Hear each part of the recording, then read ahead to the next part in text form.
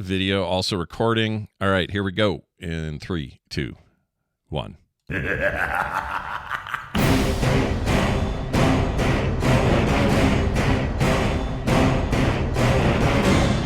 World of Warcraft podcast, so you don't have to. This is The Instance.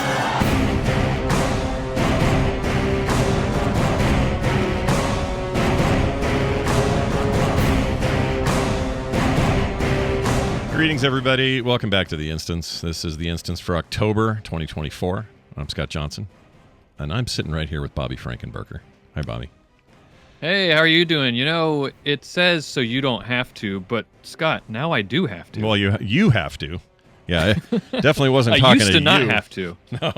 No. You used to be able to just listen, enjoy it, yell at your thing about the things we'd get wrong, and then write in to correct them or whatever. I don't know if you ever did that. That's the best part, is that now I don't have to yell at my phone. Now I can just yell at you. Yeah, just yell at me when I get something wrong, and I promise you, those are coming. All right, they're coming. Yeah. Oh yeah.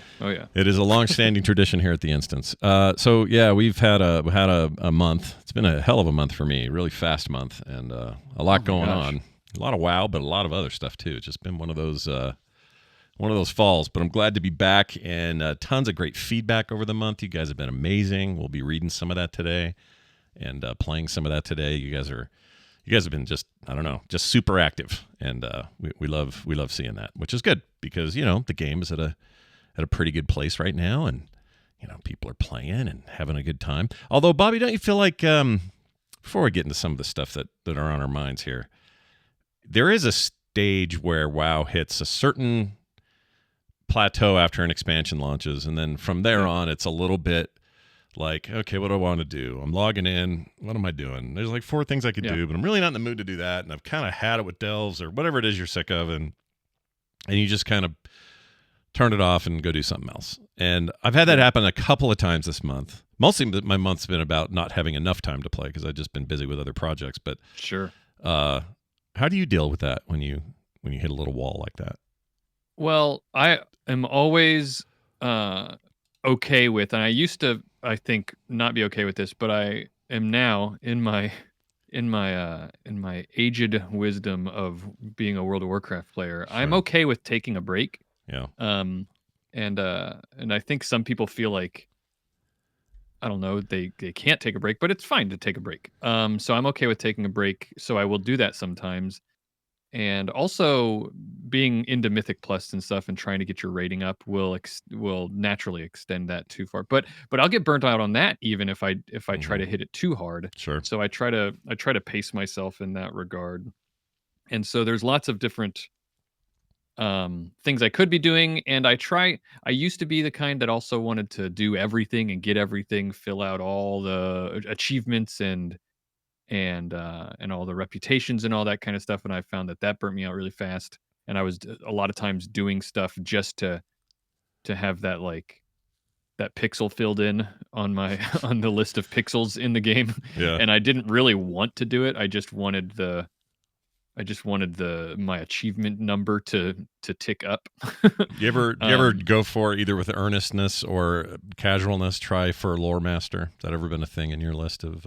Oh, I did the original Lore Master when it first came out. Yeah, I always say I'm going to do it. I always commit in my head that I'm going to do it, or at the very least, I'm going to do it with an expansion in its entirety, and then I might go back and clean up old stuff. I always say I'm going to do it, and I never do it.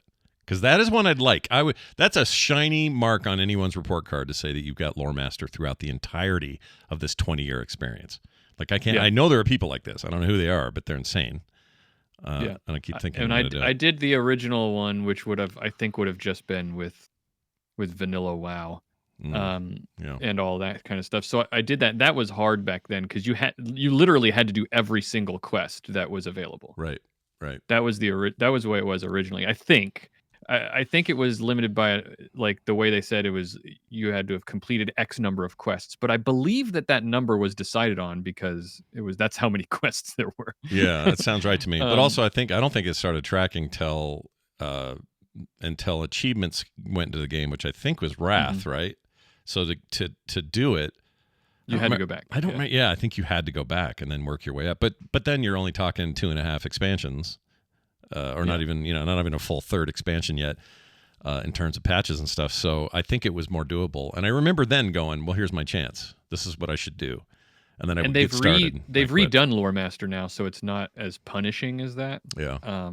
It's usually it's all still story based. Like it's still, the idea is that you've done these things which by doing them means that you get to experience all the story that this expansion has to offer. Right. But it's not just boring like complete 1,000 quests in Hallowfall. Right. It's not that anymore, because that's the way it used to be. But now it's like, do this quest chain and this quest chain and complete this story mission, and Yeah, they're a lot more story based, which is good, because if they do tweak something, change something, remove something, or add something, it doesn't diminish your achievement if you got it.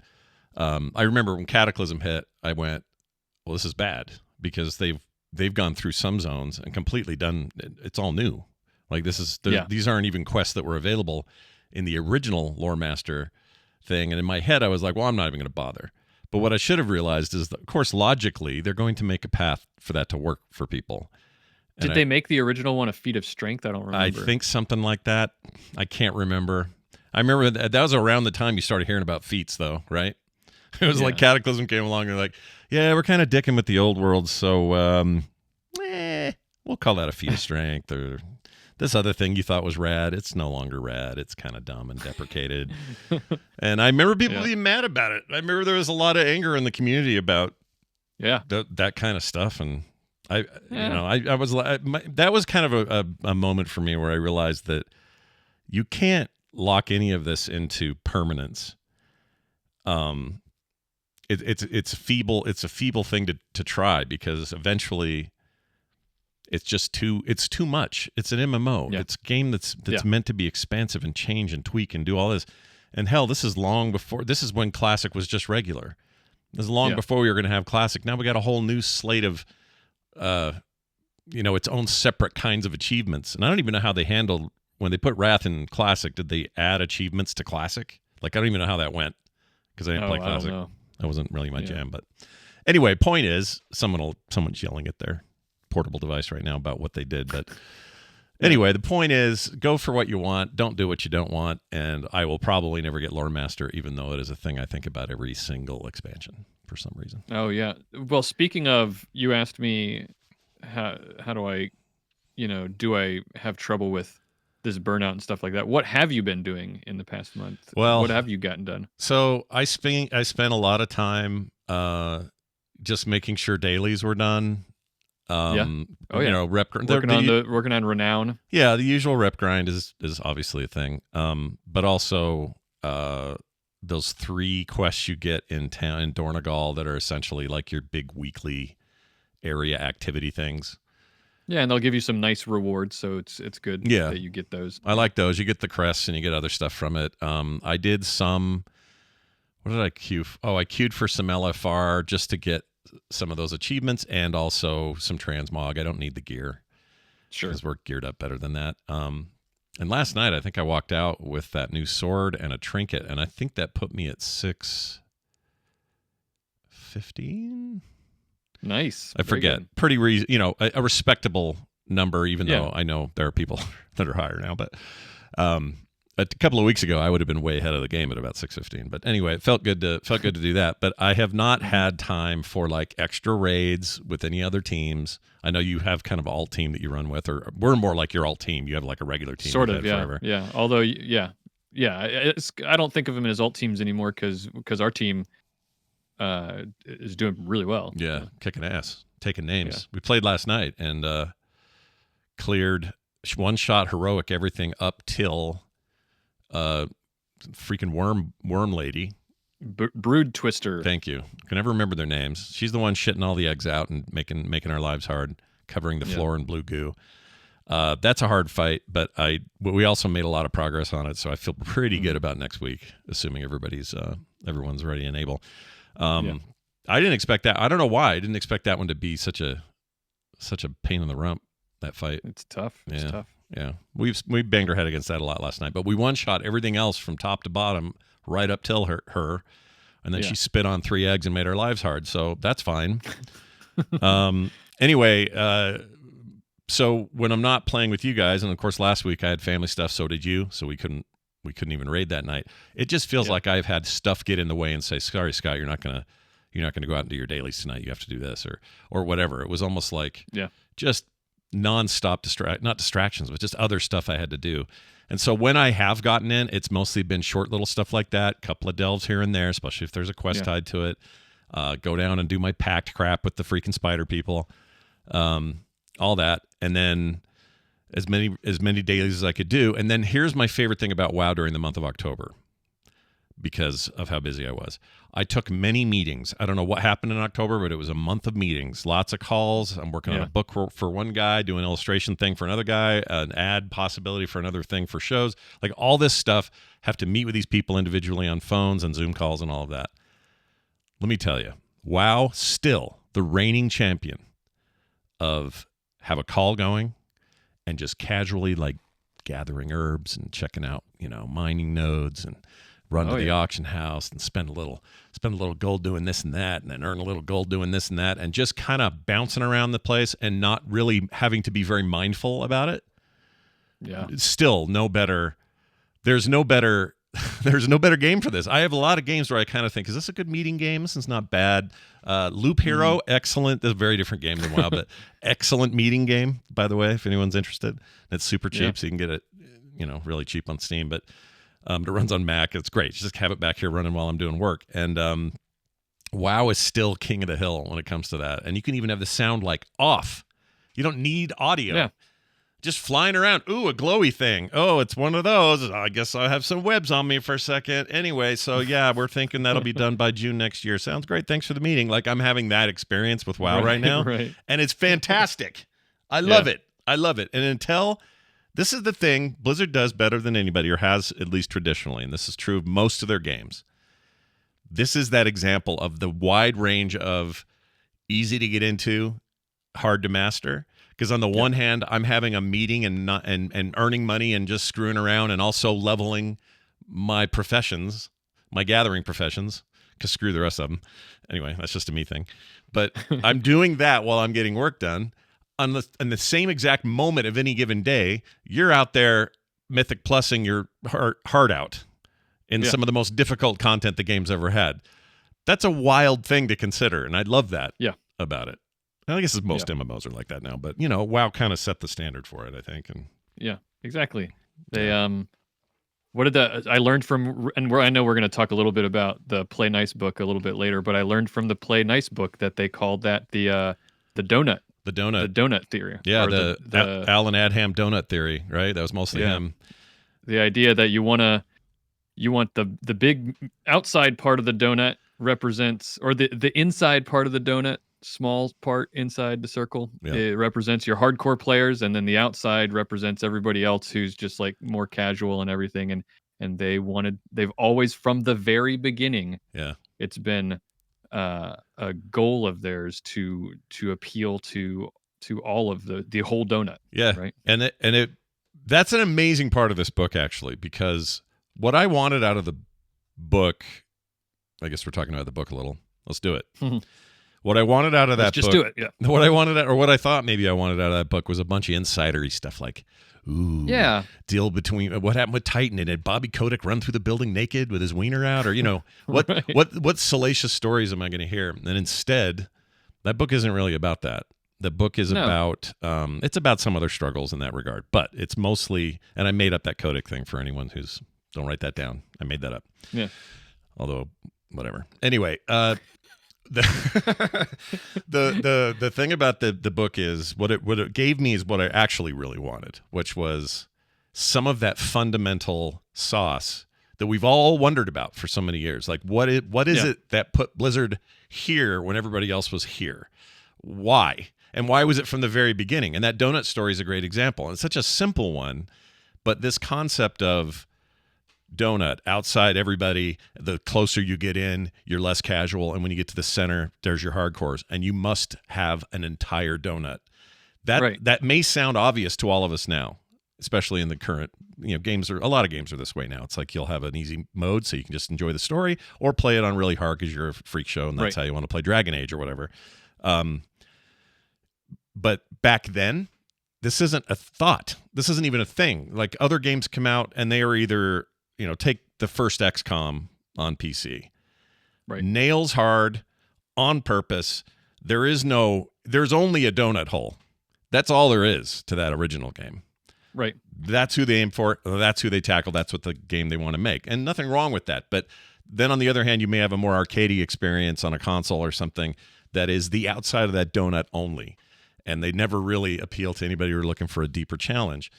So to come along in the early 90s, late 80s, early 90s, and say, we think we can do the entire donut, turned out to be a revolutionary concept that would propel them to disgusting levels of stardom. Yeah. And in some ways almost hurt them in this long haul, because I don't know if you noticed this, Bobby, these guys never owned anything for a long time. Like they went from, shit, we got to pay payroll and we're going to do it with a credit card because we just can't keep up with what we've done, even though they're having wild success. And they're like, well, don't worry, by the next game, it'll all work out. Oh, well, let's see. The next game's going to have this ambitious online component called Battle.net that no one's ever done before. Will require all kinds of archaic behind-the-scenes stuff going on. That we can have cloud and all this like distributed computing back then. Yeah. So we have to do that at the back end. Gosh, what's that going to do? Well, if it sells well, we're going to be in debt again. Because we have to support this back end. And then they gotta get investors. They gotta sell themselves again. And then eventually this happens again. And Warcraft, the World of Warcraft, the greatest example of this, right? Where, well, we think we can get 500,000 by the end of the year, and investors go, yay, that's really high-minded. What the long, hard goal, but we'll get there. And they do it in like what, 3 months or less than a week or whatever the hell it was. It was a very short time. It was very short. They were they've told this story before, but it's in the book again, specifically talking about World of Warcraft, was that they had all these plans. They knew they had something good on their hands and that it was going to grow. Like, they were very confident about that. But they had this plan. We've got all these servers. We're prepared for it. We're going to slowly roll these servers out as it grows. We're going to get everybody in there. Wow. And in the first week, their server people are there overnight, constantly there, trying to stand up every server they had for plans to stand them up over the course of a year. They had to do it like in a week, and desperately try to keep this game going so that so many people could get on and play. And what that represents obviously in the beginning a massive time and cost sink. Yeah, that they didn't necessarily expect. But again, their ambitions often were so lofty that the success that it brought in was equivalent. And then they would just go, and so they got these guys living under their desks and doing, like you said, making these servers happen as fast as they could. They got to a point where they couldn't keep up, and there was a thought I remember in the book they said something about, let's just halt sales for a while, and they may have in some markets, to slow the player onloading. And then this just got more expensive, more exponential, and eventually, well, we better sell ourselves to that big French conglomerate so we got the cash, and then let's let that sit there for a while and then act like they never really. These guys all made, don't get me wrong, the founders of this company, Alan Adham, Mike Morhaime, and other principals early on, and certainly some that are still there today. They made a lot of money. Yeah. They are rich men for sure. As a result. Much rich men and women, mostly men, but a few women. A lot of men, though. That's one thing about the book that really struck me. This was a dude fest early on. Anyway, they've never truly, to this day, Blizzard has never owned their own shit in this strange way, to the point that now, and the book sort of ends there, but Microsoft now owns this thing and is the back end of it, cash-wise. And here we are again, 30 years later, Blizzard still, somebody else has to keep up with that success. It's crazy to me that's how that went, So and this back to, and a little bit back to the donut theory. So there's a lot about this book that we all as fans kind of knew about it. Either we'd presumed or we'd heard stories, like you said, about how they're trying to appeal to everybody, which is a smart move. But they were kind of at the forefront of like thinking that way, and we'd always known that. But what shocked me was how early that thinking was a part of what they did. that donut theory was something that Alan Adham came up with. Either I don't know if he explicitly named it that, but he was thinking that way as early as the Lost Vikings. Yeah. And that's what that game's called, right? Yeah, Lost Vikings, the 1 and 2, Yeah, the 3, Sven, Doofus, and Moribund, or whatever their names were. And what it was, I love this story.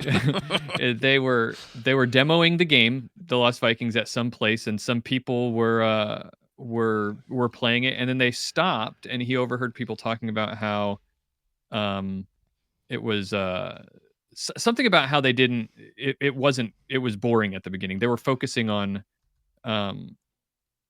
I don't know. There was like some tutorial mode that wasn't good. So a kid died early. He died right away or something, and the kid walked away from the kiosk. Yeah, that's what it was.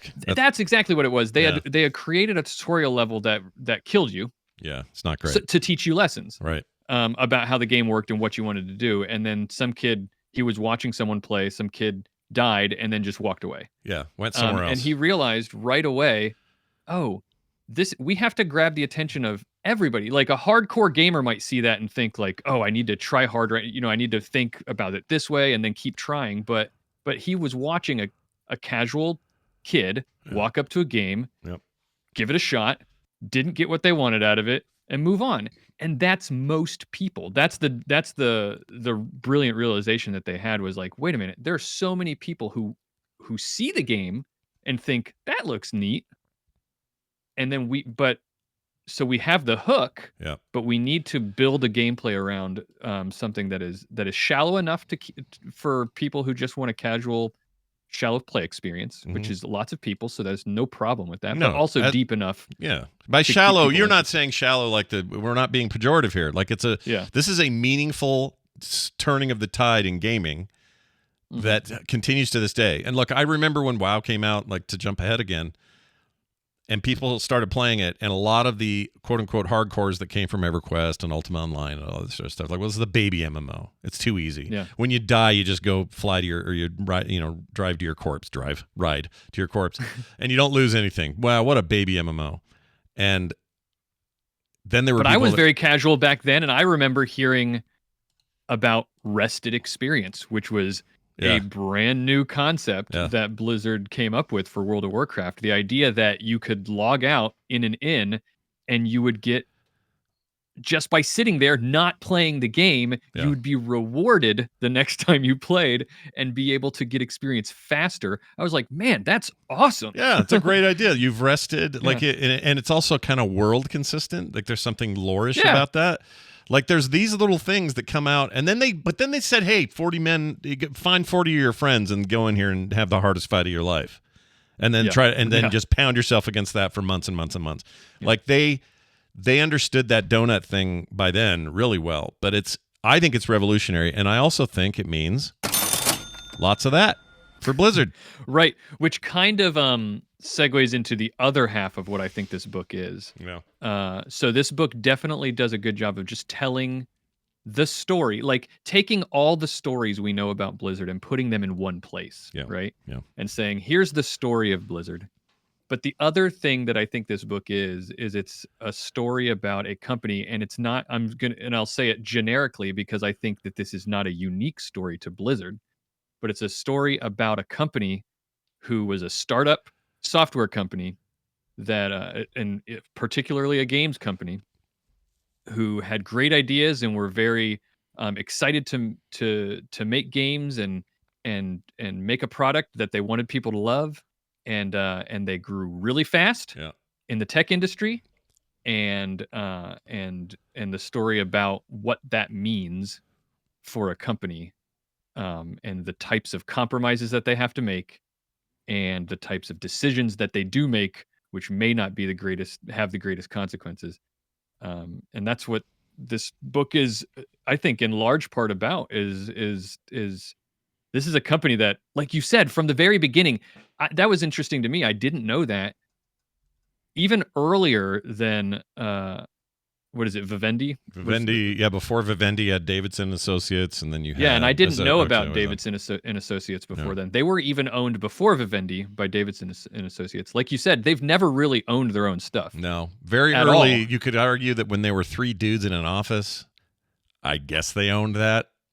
For like a hot minute. Yeah, for maybe a month. Because very quickly, they had these Davidson and Associates people, an educational gaming software company, right? Like, come around and say, "Oh, we like what you're doing.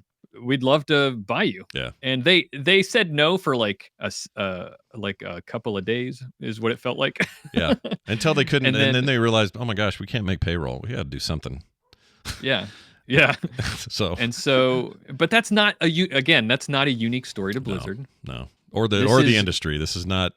Yeah. Not even just this industry, in tech in general. Like this is our version. This is gamers' version of Google. It's our version of Microsoft, of Apple, of in gaming lore. How companies come and go and start and whatever. This is one of those stories, and it is maybe the most significant of these stories, given the meteoric rise. Right? It's just insane how quickly things changed, and how fast they grew. And at some point, you'd think, up till 2003, 04, you would think this is already exponential growth by any other measurable standard. World of Warcraft then cranked that up exponentially, like 10 times faster. Mm-hmm. And I don't know how they made it through that, to be honest. Reading through this book, it just seems like it laid waste to human lives. And I don't mean this in like they're to blame. I mean, sometimes success is it is a double-edged sword. You have to keep up with this demand. You have to always follow up and be better the next time. You felt a really strong urge to not falter after such great heights. I don't think that's sustainable, and I think that we ran into that in the late teens, early aughts, or early 2020s. That's where we finally started to see them kind of go, oh shit, and start to kind of lose it a little bit. Yeah. And I don't think that was a healthy, long-term, perfectly sustainable model for those people to have. Despite all the rad shit we got out of it as players. It wasn't great for people on the ground necessarily, Yeah. This book is in many ways, you could say, or at least the first part is the story of Mike Morhaime and Alan Abraham. I was going to say the story of Mikey and Al. Yeah, Mikey and Al making their way. But that's the beginning. But really, I think the chunk of this story is is more like Mike versus Bobby, right?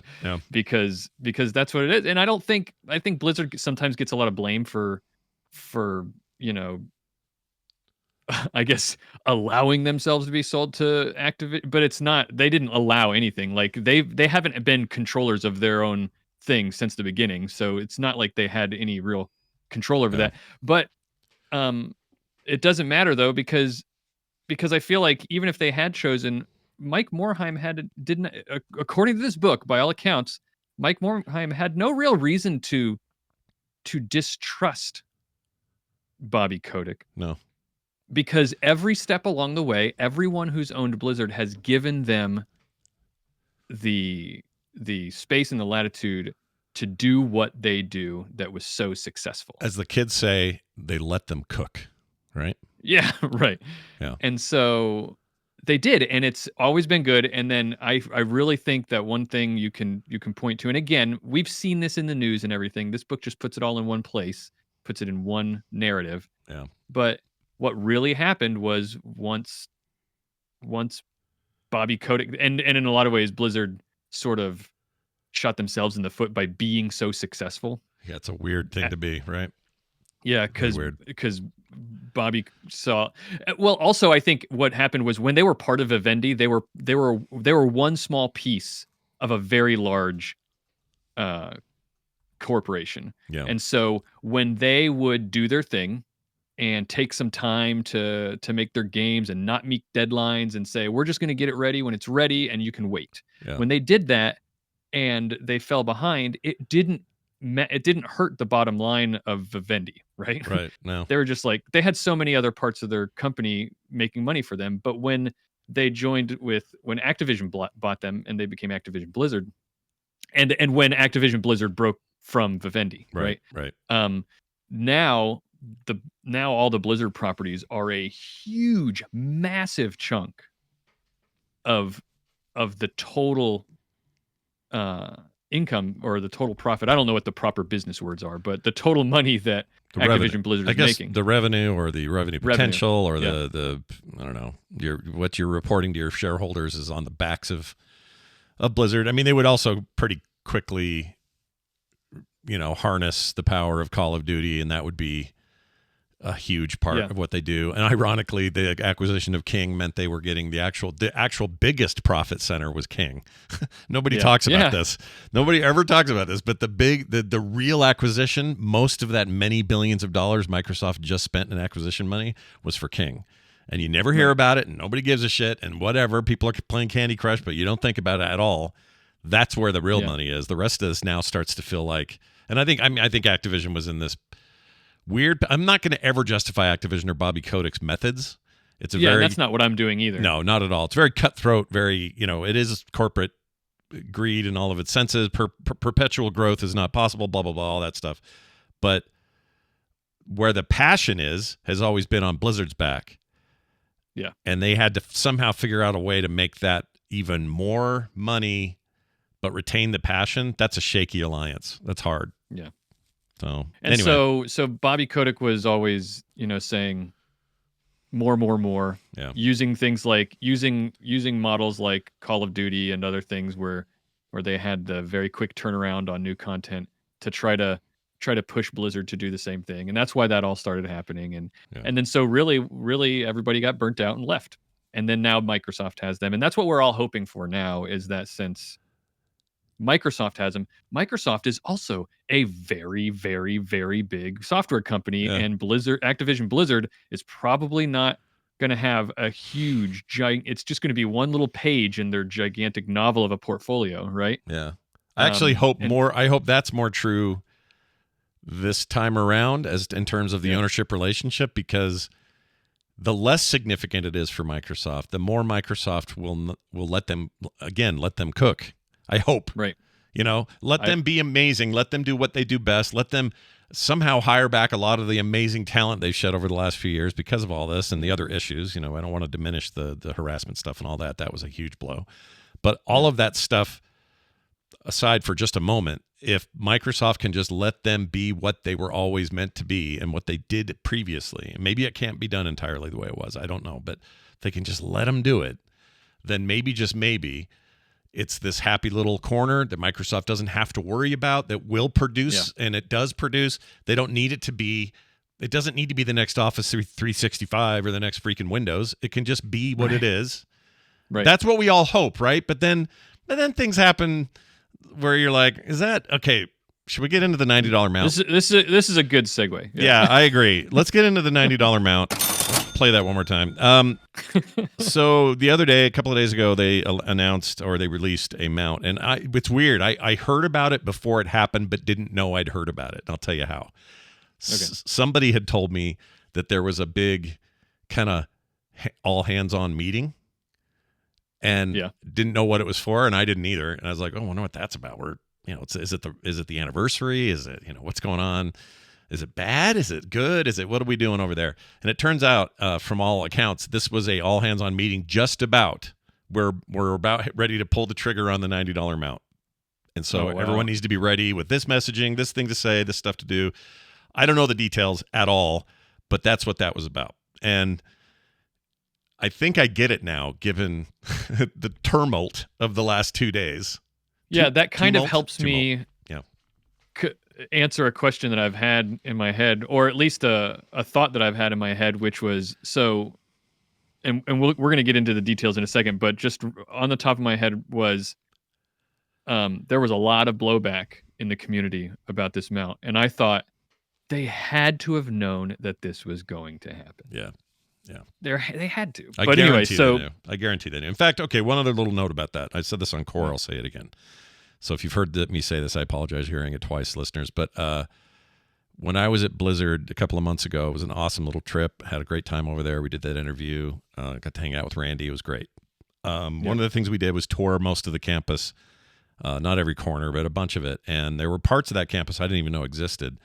And in one place, they had these offices that looked kind of nonchalant, but they had these interesting titles on the door, and I cannot remember the exact titles. But essentially, these were offices full of PhD statisticians, mathematicians, people whose job it is to take a ton of data and make predictions about outcomes, this sort of thing, right? Yeah. I have no doubt in my mind that all of this went through them at some point, and they crunched the numbers and said, A, there'll be blowback, and we think it'll be about this much. B, we think we're going to make a ton of money, and it'll be about this much. And we think this many will buy it, this many won't. It'll probably stay in the news cycle this long. Like I think they had all of that. That is all. That's why they're there. They exist at that company for this reason. Right. And they do it with everything across the board. It's not just WoW, but will this expansion we're launching for Diablo at this exact time, is this the best time to do it or not? Well, what are the factors? Like, I think that's the thing they think about all the time now, and they have really smart people helping make those decisions. I guess what I'm saying is I am with you 100 and an additional 10% because there's no way they didn't know. Yeah. A, that there would be a bit blowback, and B, that these would sell like crazy. Some are estimating at this stage 2-3 days in. And again, some of these sources may not have all the details, and I don't even know if this includes the machinations of selling tokens and gold, moving it around, and all the stuff that you can do to get one of these things. But these $90 mounts have made them somewhere in the $50 million range in a couple of days only, which if that book is correct about Titan costing $80 million and then being canned, they've almost made Titan money back, although they already did it with Overwatch money. But the point is, like, that's a lot of cash, and I know that they know this, and all you have to do is go hang around Dornegal for a while. Loads of people have this thing. Loads of people. Now, I want to before we get too much further into this, I want to make sure that everybody, in case you happen to have not known, not everybody, some people, this might be the only Warcraft related thing they listen to. Mm-hmm.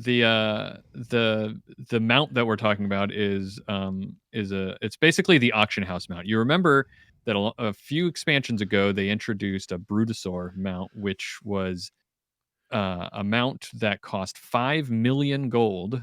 Yep. And the mount was huge. It's a Brontosaurus mount, or a Brutosaur is what they call it. Yeah. And it's a huge mount. It's gigantic. And it has 2 vendors on it. One was a mailbox, and one was the auction house, which was the big deal, right? Mm-hmm. Having an auction house anywhere. And so very clearly to me when that came out was it felt like Blizzard's way of saying, look, we acknowledge that there are people who play this game primarily what they're playing is the auction house, and they're making lots of money. Let's here's something you can spend that money on. Right. And it's you have to have made a lot of gold. So it very much felt like a prestige piece saying, I have this mount, and the reason I have this mount is because I have made a lot of gold in the game, and look at me. Yeah, that really was. I've made so much gold. Yeah. I can now have the auction house anywhere I want. It was like your neighbor showed up one day with a freaking Lamborghini and is now showing it off in town. That's basically what this thing was as a WoW equivalent. And I think that the price at the time matched the passion of an auction house focused player. There are people that just love the financial game. So this seemed like to me, that particular mount made a ton of sense. I remember at the time going, I wish I had 5 million gold here in the Battle for Azeroth. That'd be nice. But, I knew that it wasn't really for me because I didn't really play the market, and other people did, and it was fine. And it was you saw people with that. Yeah, you saw people with that, and you were like, that's someone who plays the auction house. Yeah. All right. So now the $90 mount that we're talking about is they reskinned the Brutosaur. It's a little bit smaller, and the skin is cool. It looks really neat. Mm-hmm. But it does the same thing. You have an auction house and a mailbox on it, and it costs $90. US real American dollars. Yeah. Cash money. You gotta buy it in the thing. It's got a bunch of gold on it, which makes it seem fancier than perhaps it is. Go ahead. Now, some people say that if they've crunched the numbers and done the math, they've said, and I'm not here to say, I would like to also pause here and say, me and Scott have talked about this a little bit offline, and we both have the same feeling about the mount. We don't really like it. We're going to get into the details of why we don't like it. Yeah. But I would like to say that neither of us, I don't think I'm putting words in your mouth when I say that neither of us begrudge anyone who spent money on this. Oh mount. no, not at all. Well, we Who have great, cares? we have really good friends who bought it. In fact, we have somebody Yes. who runs our raid team who got one, and it's suddenly a really nice addition to the raid team because he's like, oh shit, we're out of potions. What are you gonna do? Yeah. Only get some pots real quick. Brrr, here's the Brontosaurus. Buy him off the auction house. 5 seconds later, he's got it in the mail. Like, Yeah. we're gonna benefit from him spending his $90. So And he knows that, and Yeah. that's what sold it for him. And he's got Right. the money, and people, you can spend your money on what you want to spend your money on. of course, That's not what the complaints that we're going to have are not about the people who are getting it. It's about whether it should have been sold in the first place, I think, is what we're going to. yeah, it's also a little bit contrary to previous Blizzard statements. Well, individual dev statements I've read here and there, even some blue posts back in the day that said things like, well, here's our justification for doing the BFA one. And later on, people said, yeah, we don't love what it did to the overall game exactly. Like we kind of liked that people needed to go to a capital city and do some actual work to do some of this stuff. So Yeah. it didn't, not like they regretted it, but there was a feeling of like this was a controversial thing, even internally. I don't think there's any question about that. So to see this pop in there and suddenly be a thing, I can see why players immediately go, oh, cash grab, freaking. Is this Blizzard under Microsoft? Oh no, and they start wanting to pick at everything, and I get the reaction, you know. Yeah. Well, especially since it's being, they claim that it's part of the anniversary, the 20th anniversary event, and that it's only gonna be for sale until January 6th when the anniversary event is over. So Right. it definitely feels like they're creating scarcity here and saying get it while it lasts. Mm-hmm. Yeah. Because now's your chance, and it's $90. $90. That's a bunch of money. So my personal stance is this. It's a very simple personal stance. Yeah. I am tempted for two reasons. One, mostly it's the limited availability. That works on people, and it works on me. Where you It say, does, "Well, this is because only going to I've be thought there." about the same thing. I've thought, what if a year from now I look back and wish that I'd done it while Right. my time has passed? You don't want to regret a thing, right? That's FOMO. It's a form of FOMO. Something I pride myself in not having that often. Usually it's video game related when I do, but I don't get FOMO for like parties or hangouts or anybody who's like, "Hey, you want to go to that concert?" No, I don't. I'm good. I got their CD in my car, whatever, right? I don't care that much. But something like this, they're playing on that FOMO. That's part of the reason it's selling well. And that's where my issue is. It isn't, I don't even think it's I just made the argument for it being a calculated decision, because it is. There's a calculation in this decision. But it feels a little, for me, again, just to reiterate what Bobby said, not speaking for anybody else and not judging anyone. You guys all do what you got to do. I really have no problem with other people buying this. I really don't. Yeah. In fact, it's convenient to be in town and quickly run over to someone who's standing there for a long time. It's nice. Thanks for buying it.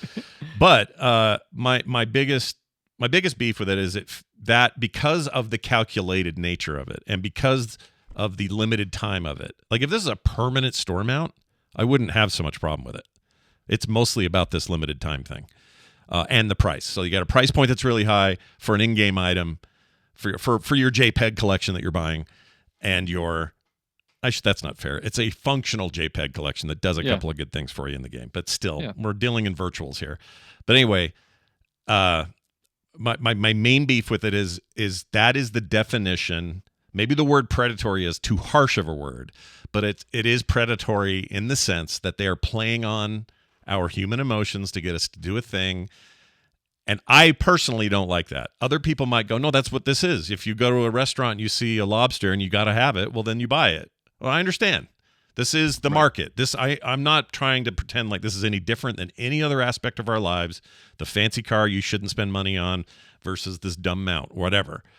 For me, though, personally, I just feel like it's an anniversary. Shouldn't this be a thing I could at least earn in game? Or aren't they supposed to give more stuff to us for making the game so successful for 20 years? Or am I buying them a gift by buying this $90? Like who's actually celebrating what here? Like there's a lot of that in my head. And so it just puts me off and sours me, and I don't want to do it. Again, I just want to clear this, make this clear. No judgment. It sounds like we are, because obviously I'm making my own kind of judgment, but I'm only making it for me, okay? I promise you that. It is possible to have two thoughts in your head at once, that this is too expensive and I'm not going to buy it, and good for you, you got it. I can have those two things. It's right. We're complicated again, people. because the conversation we're having is about whether Blizzard's decision to offer this is a good one or not, and what it means. Like we were just talking about, like how Activision Blizzard under Bobby Kotick was felt very predatory. It felt very we're trying to crunch numbers and think about players as sources of income, which, okay, yes, I know there are many of you out there screaming at your phones right now saying they're a business, Bobby. Of course it's about trying to extract value out of players and stuff like that. Yeah, I get that. But anyway, it can be predatory. It can be unnecessary. And so that's the question. We thought it definitely was under Bobby Kotick. We were all hoping, and still are hoping, that it's the switch to Microsoft, like we just said, is going to be an improvement in that. It's going to feel better. It's going to be Blizzard back when it felt like Blizzard, player first Blizzard. Player first Blizzard's a good way of putting it, yeah. And this move is just a little bit shocking, and there's a lot of things at play all at the same time. The fact that it used to be very much something that was a reward for people who played the game in a particular way, which now it's not anymore. It's a huge price tag, which was really shocking. And then also this thought about, I thought things were going to get better under Microsoft, kind of thing too. Yeah. All of these things at once kind of, I think, come together to just get people riled up. That's also a good excuse for people to talk about. I admit this is tempting. The game is at a really great place right now, for the most part. Right. As good as any time it's ever had this stage of an expansion. It feels like things are really solid. And so there's also that tendency to say, just when things were looking up, you go and do it. There's that. Yeah. It's a natural human thing. I get that we do it. It's a great way to pile on. You also, on the other side of this, have, like, somebody right now is mad because they bought it and they think we're giving them crap. And I know we keep trying to preempt that by saying that, but I've already had somebody tell me he'll never listen to anything I do again because I called him a whale. And I said, I didn't call you a whale. I said that they're going after the whales, meaning whales just means the people who will absolutely buy it no matter what. No matter what, there are people out there that do that. I don't care what it is. Magic the Gathering, there are people day one in line at the store buying 50 boxes. They're the whales. That's why they call them that. And again, and maybe we should promise this will be the last time we harp on this, but we have people that we know and love who are these whales, self-identified. Yeah, openly whalish. And we hold no ill will towards them. This is what they want to do. This is their fun. Yeah. So spend your money on it. It's fine. Yeah, I don't have a problem with it. Look, if I had money to burn, I'd probably just get it. Maybe that's part of why we're so upset, is because we can't afford this $90. Yeah, I mean, it's just I have to. It's $90 is not nothing. All right, it just isn't. Like, we can all. I hear some of the exact same people complain that that inflation is too high, and then just bought this sight unseen. Well, all right. Well, which is it? Do you have it or do you not have it? Like, that's the other thing. This thing is bled into like real life economic discussions and all that, and it's part of why there's so much. What makes WoW great is the passion around it, and sometimes that passion manifests in some grumpiness and some willingness to cut each other down, and we're not here to do that. So co-signed on Bobby's thing that says that's the last time you're going to hear us try to make sure you understand where we stand. Yeah. All that being said, it leaves me a little unhappy, and I don't love it. And I'll tell you what, if I cave, if on January 5th, the evening of January 5th, I go, I can't stand it anymore. I must have it. It's been proven to me that I must get. I'll let you know. I'll tell you, and I'll come sheepishly on the show and go, you guys, Scott did a real weird thing. 2025, baby. Woo. But I don't think that's going to happen at this point. But it's about, what do we figure? It's about $1 million gold equivalent, which is a lot less than the 5 million gold people so spent a lot of then. people are justifying it that way, and I don't mean a justifying in a pejorative way. I just mean like there's a justification to be made about this is almost sort of a discount Yeah. because the logic there is that when it was 5 million gold, if you wanted to buy WoW tokens to get 5 million gold, it would have been a lot of money. Yeah. Yeah. It would have been something like I don't know, like $250, $300 or something like I mean, if it's worth $1 million, if we translate it, then you're talking about another that's a $500 amount, really. 480, so something like that. something like around 400 probably. Yeah. And so when they say like $90, that's like if I spent $90 on WoW tokens, that'd be about 1 million gold. That's quite a discount. Yeah. And they're not wrong about that. No, I get it. If that's how you it's like anything though. I say, well, this streaming service I use is only $6 a month. That's just one coffee I don't get. It's the same thing. Same justification. Yeah, exactly. There's nothing wrong with it. So, I do it all the time with all sorts of things. I did it with so I just changed to definitely T-Mobile. makes sense to those people. Yeah. I just switched to T-Mobile from AT&T on my mobile service, and I made a similar justification. I was like, well, this one comes with Netflix. It's also this much less to start with. It's these 3 other factors. Ergo, I'm spending half of what I used to, even though I had to do a little bit of a dance to make that work. Right. I mean, that's who we are, and I'm fine with it. Yeah. Yeah. But at any rate, yeah. Go ahead.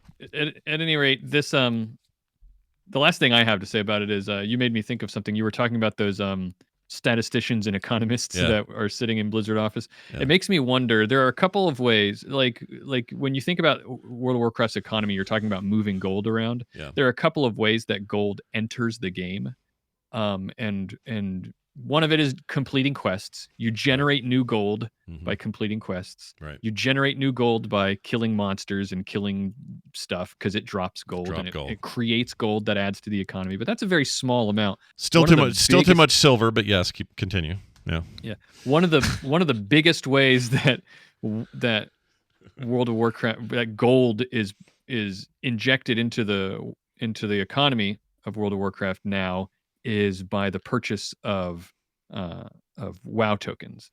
Right.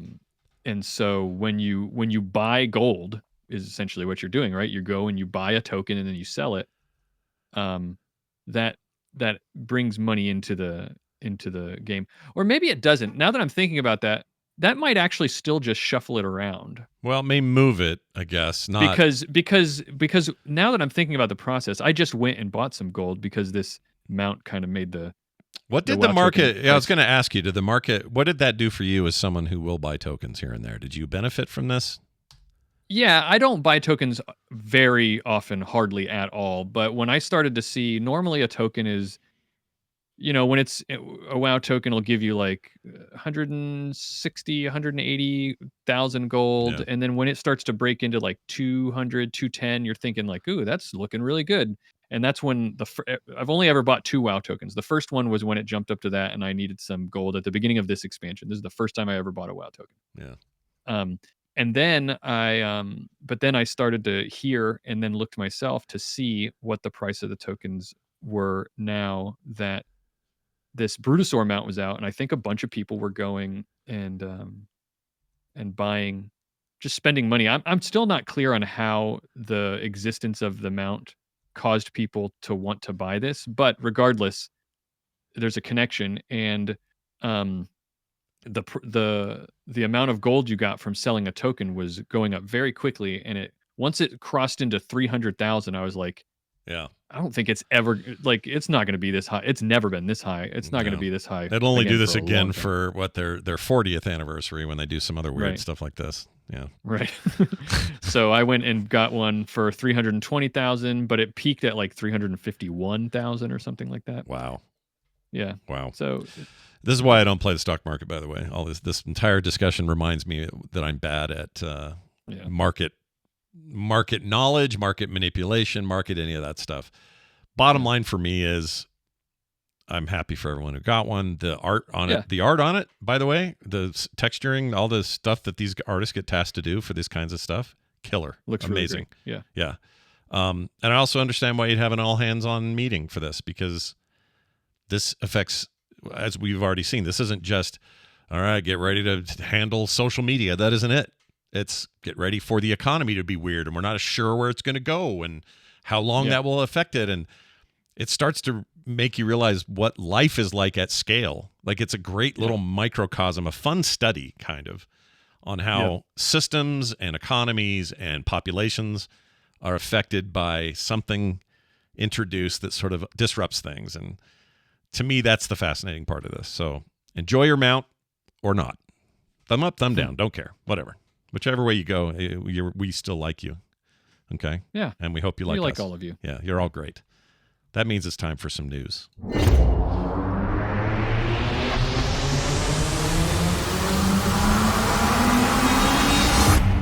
news of the month. All right, let's get into the anniversary event thus far.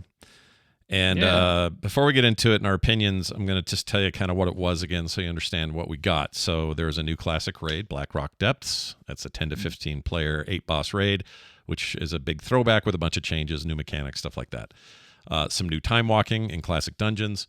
There is so those are now in the rotation, like they were, like the previous ones were for season 1.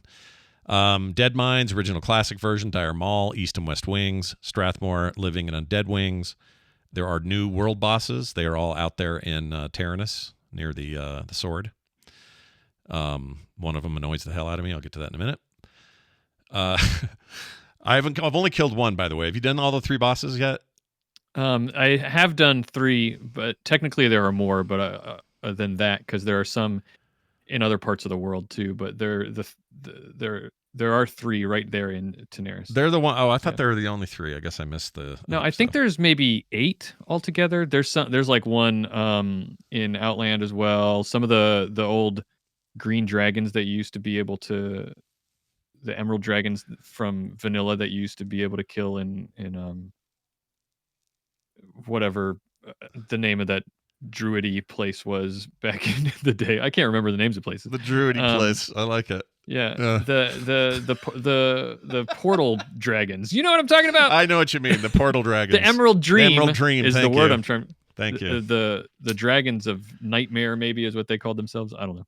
Whatever they were. But yeah, Shaw of Anger is my favorite of this group, voiced by our pal Liam O'Brien. So it's always nice to hear him say stuff that isn't an Illidan voice. But anyway, he's out there.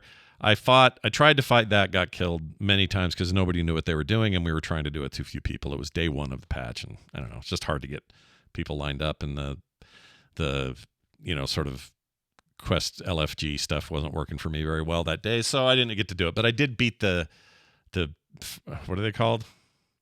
The big angry robot from the Doomwalker. Doomwalker, thank you. Yeah. And it's always fun to fight that because I'm reminded of some very old times in WoW, walking around Hellfire Peninsula and hearing that sound and like, I got to get the F out of here. And it's where you really learn how to feign death as a hunter and stuff like that. And anyway, we beat him. I do like you get a little trophy for that, so you can like pop it out like a toy.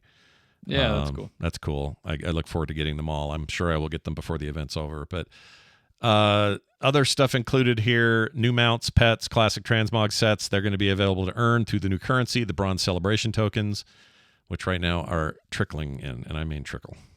Yeah.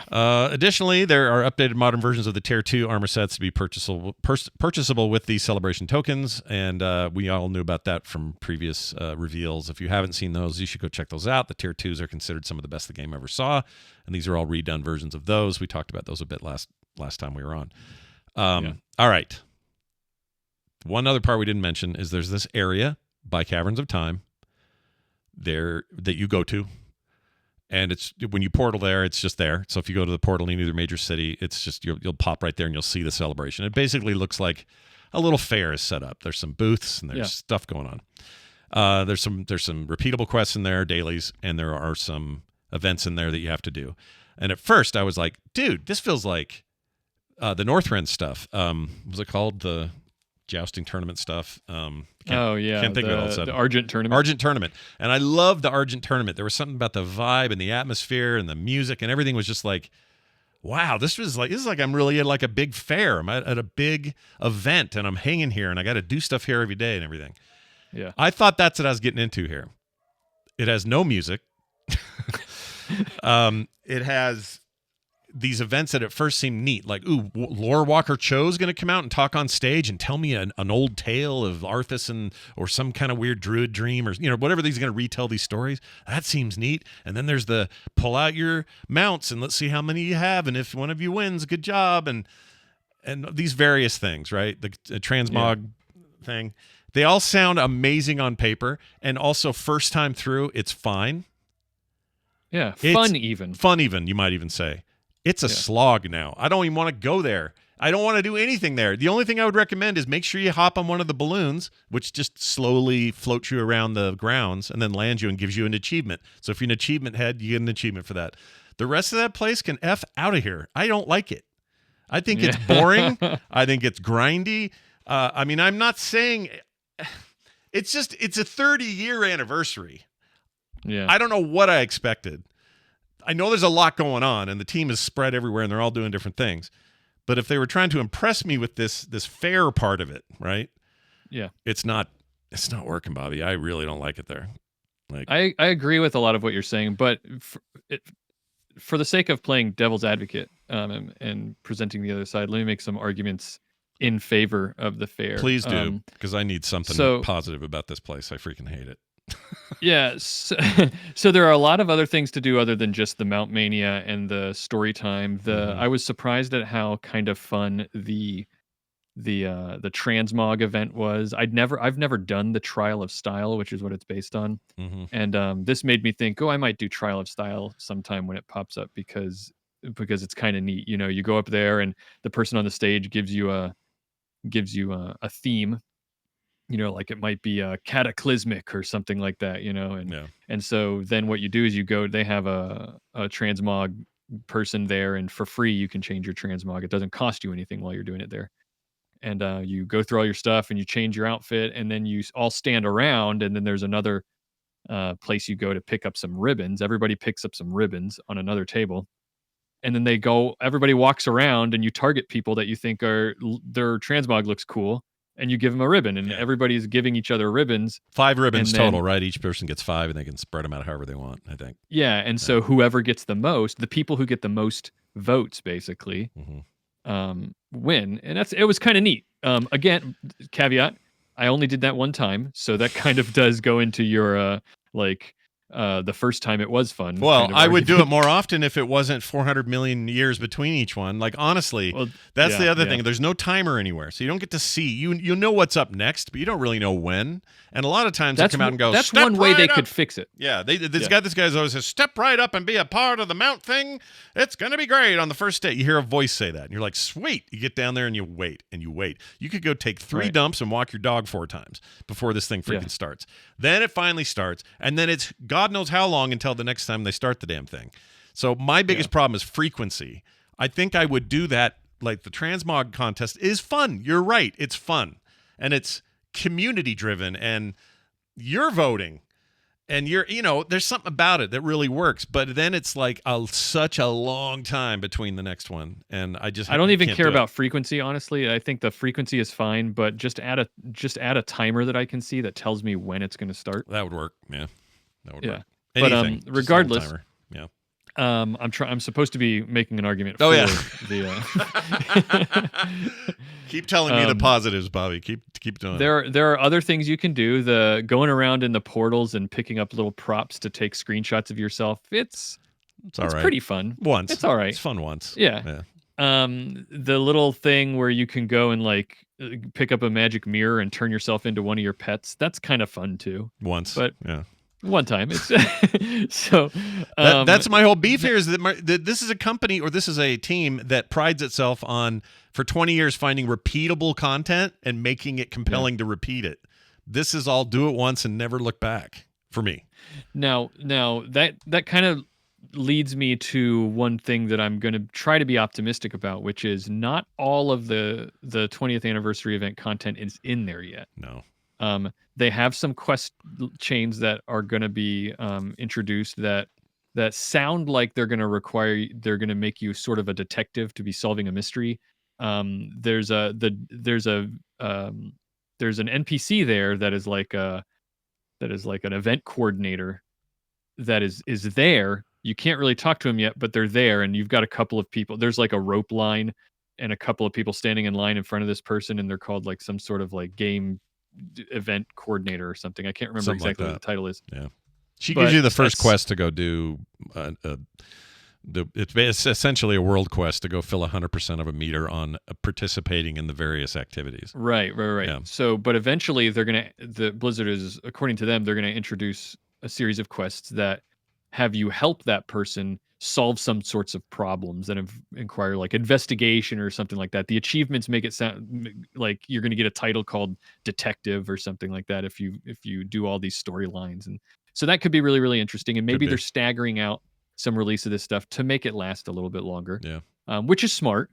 But I do agree that the stuff right now is a little underwhelming. It's sort of like you, I don't know. It was just very much like, oh, this is really cool. Oh, maybe it's not. The momentum is just weird. It's not a good momentum.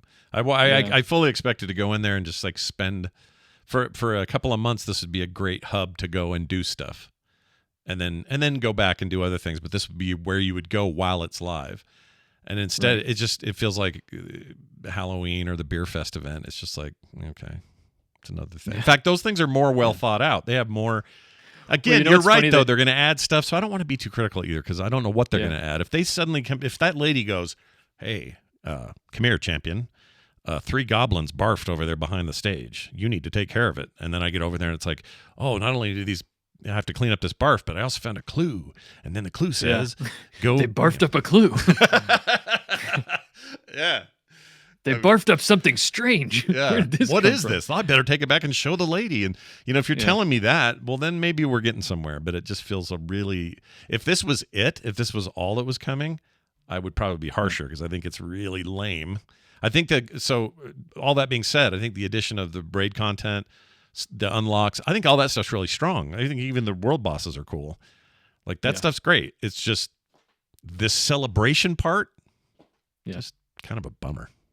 It's not my favorite. Let's talk about the raid boss for a second. I don't think you've done that yet. Not yet. Maybe in LFR. Not at LFR yet, but I will be queuing for that sometime before the weekend is up. So in LFR, it just feels like LFR. You just kind of like face roll all over it, and it's done. Yeah. Which is great. It's perfect. The reason that exists is so people can see it, and also so you can get quests done because there is a quest to complete it, and you get a reward for it. So you need it to be in LFR.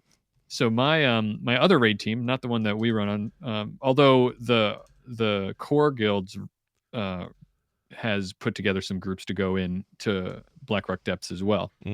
But I went with the other raid team I have.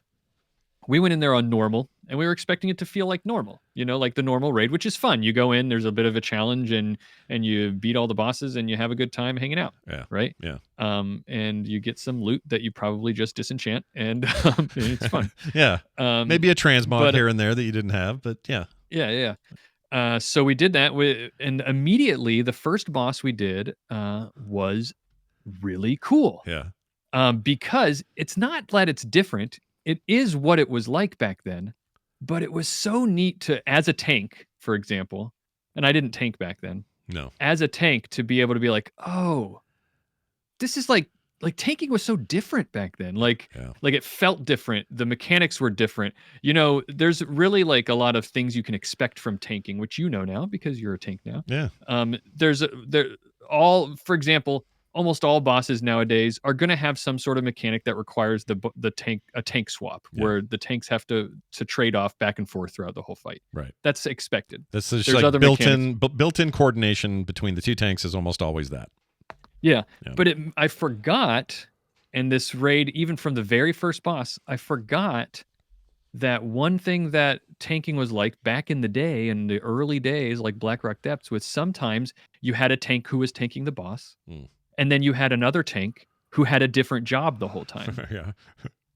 Like there would be ads, some that were joining the fight, and the off tank's job was to control the ads. Never tanked the main boss. And then sometimes it made me remember that sometimes in some raids, you even had 3 tanks.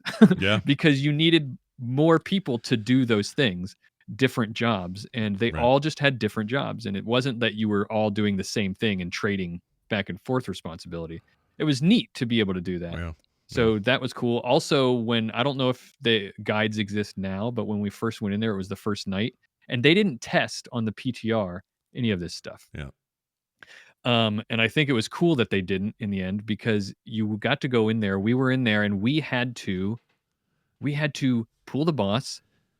We read the dungeon journal Sure. and stuff, but then we pulled the boss, and we wiped, and we had to say, "Oh, okay. We had to write our own strategy," is what I'm saying. We Yeah. didn't have a guide to follow, and we did have to figure that out, and that was fun. That's an experience I It's haven't not had. just so it's not just tank and spank. You ages. guys had to learn without 20 YouTube videos and something on Wowhead. That is unique at this stage of the game, isn't it? Yeah, but I will say, here's the criticism I have for Blackrock Depths, Do it. which is It's too deep. the downside, the depths are too deep. Yeah.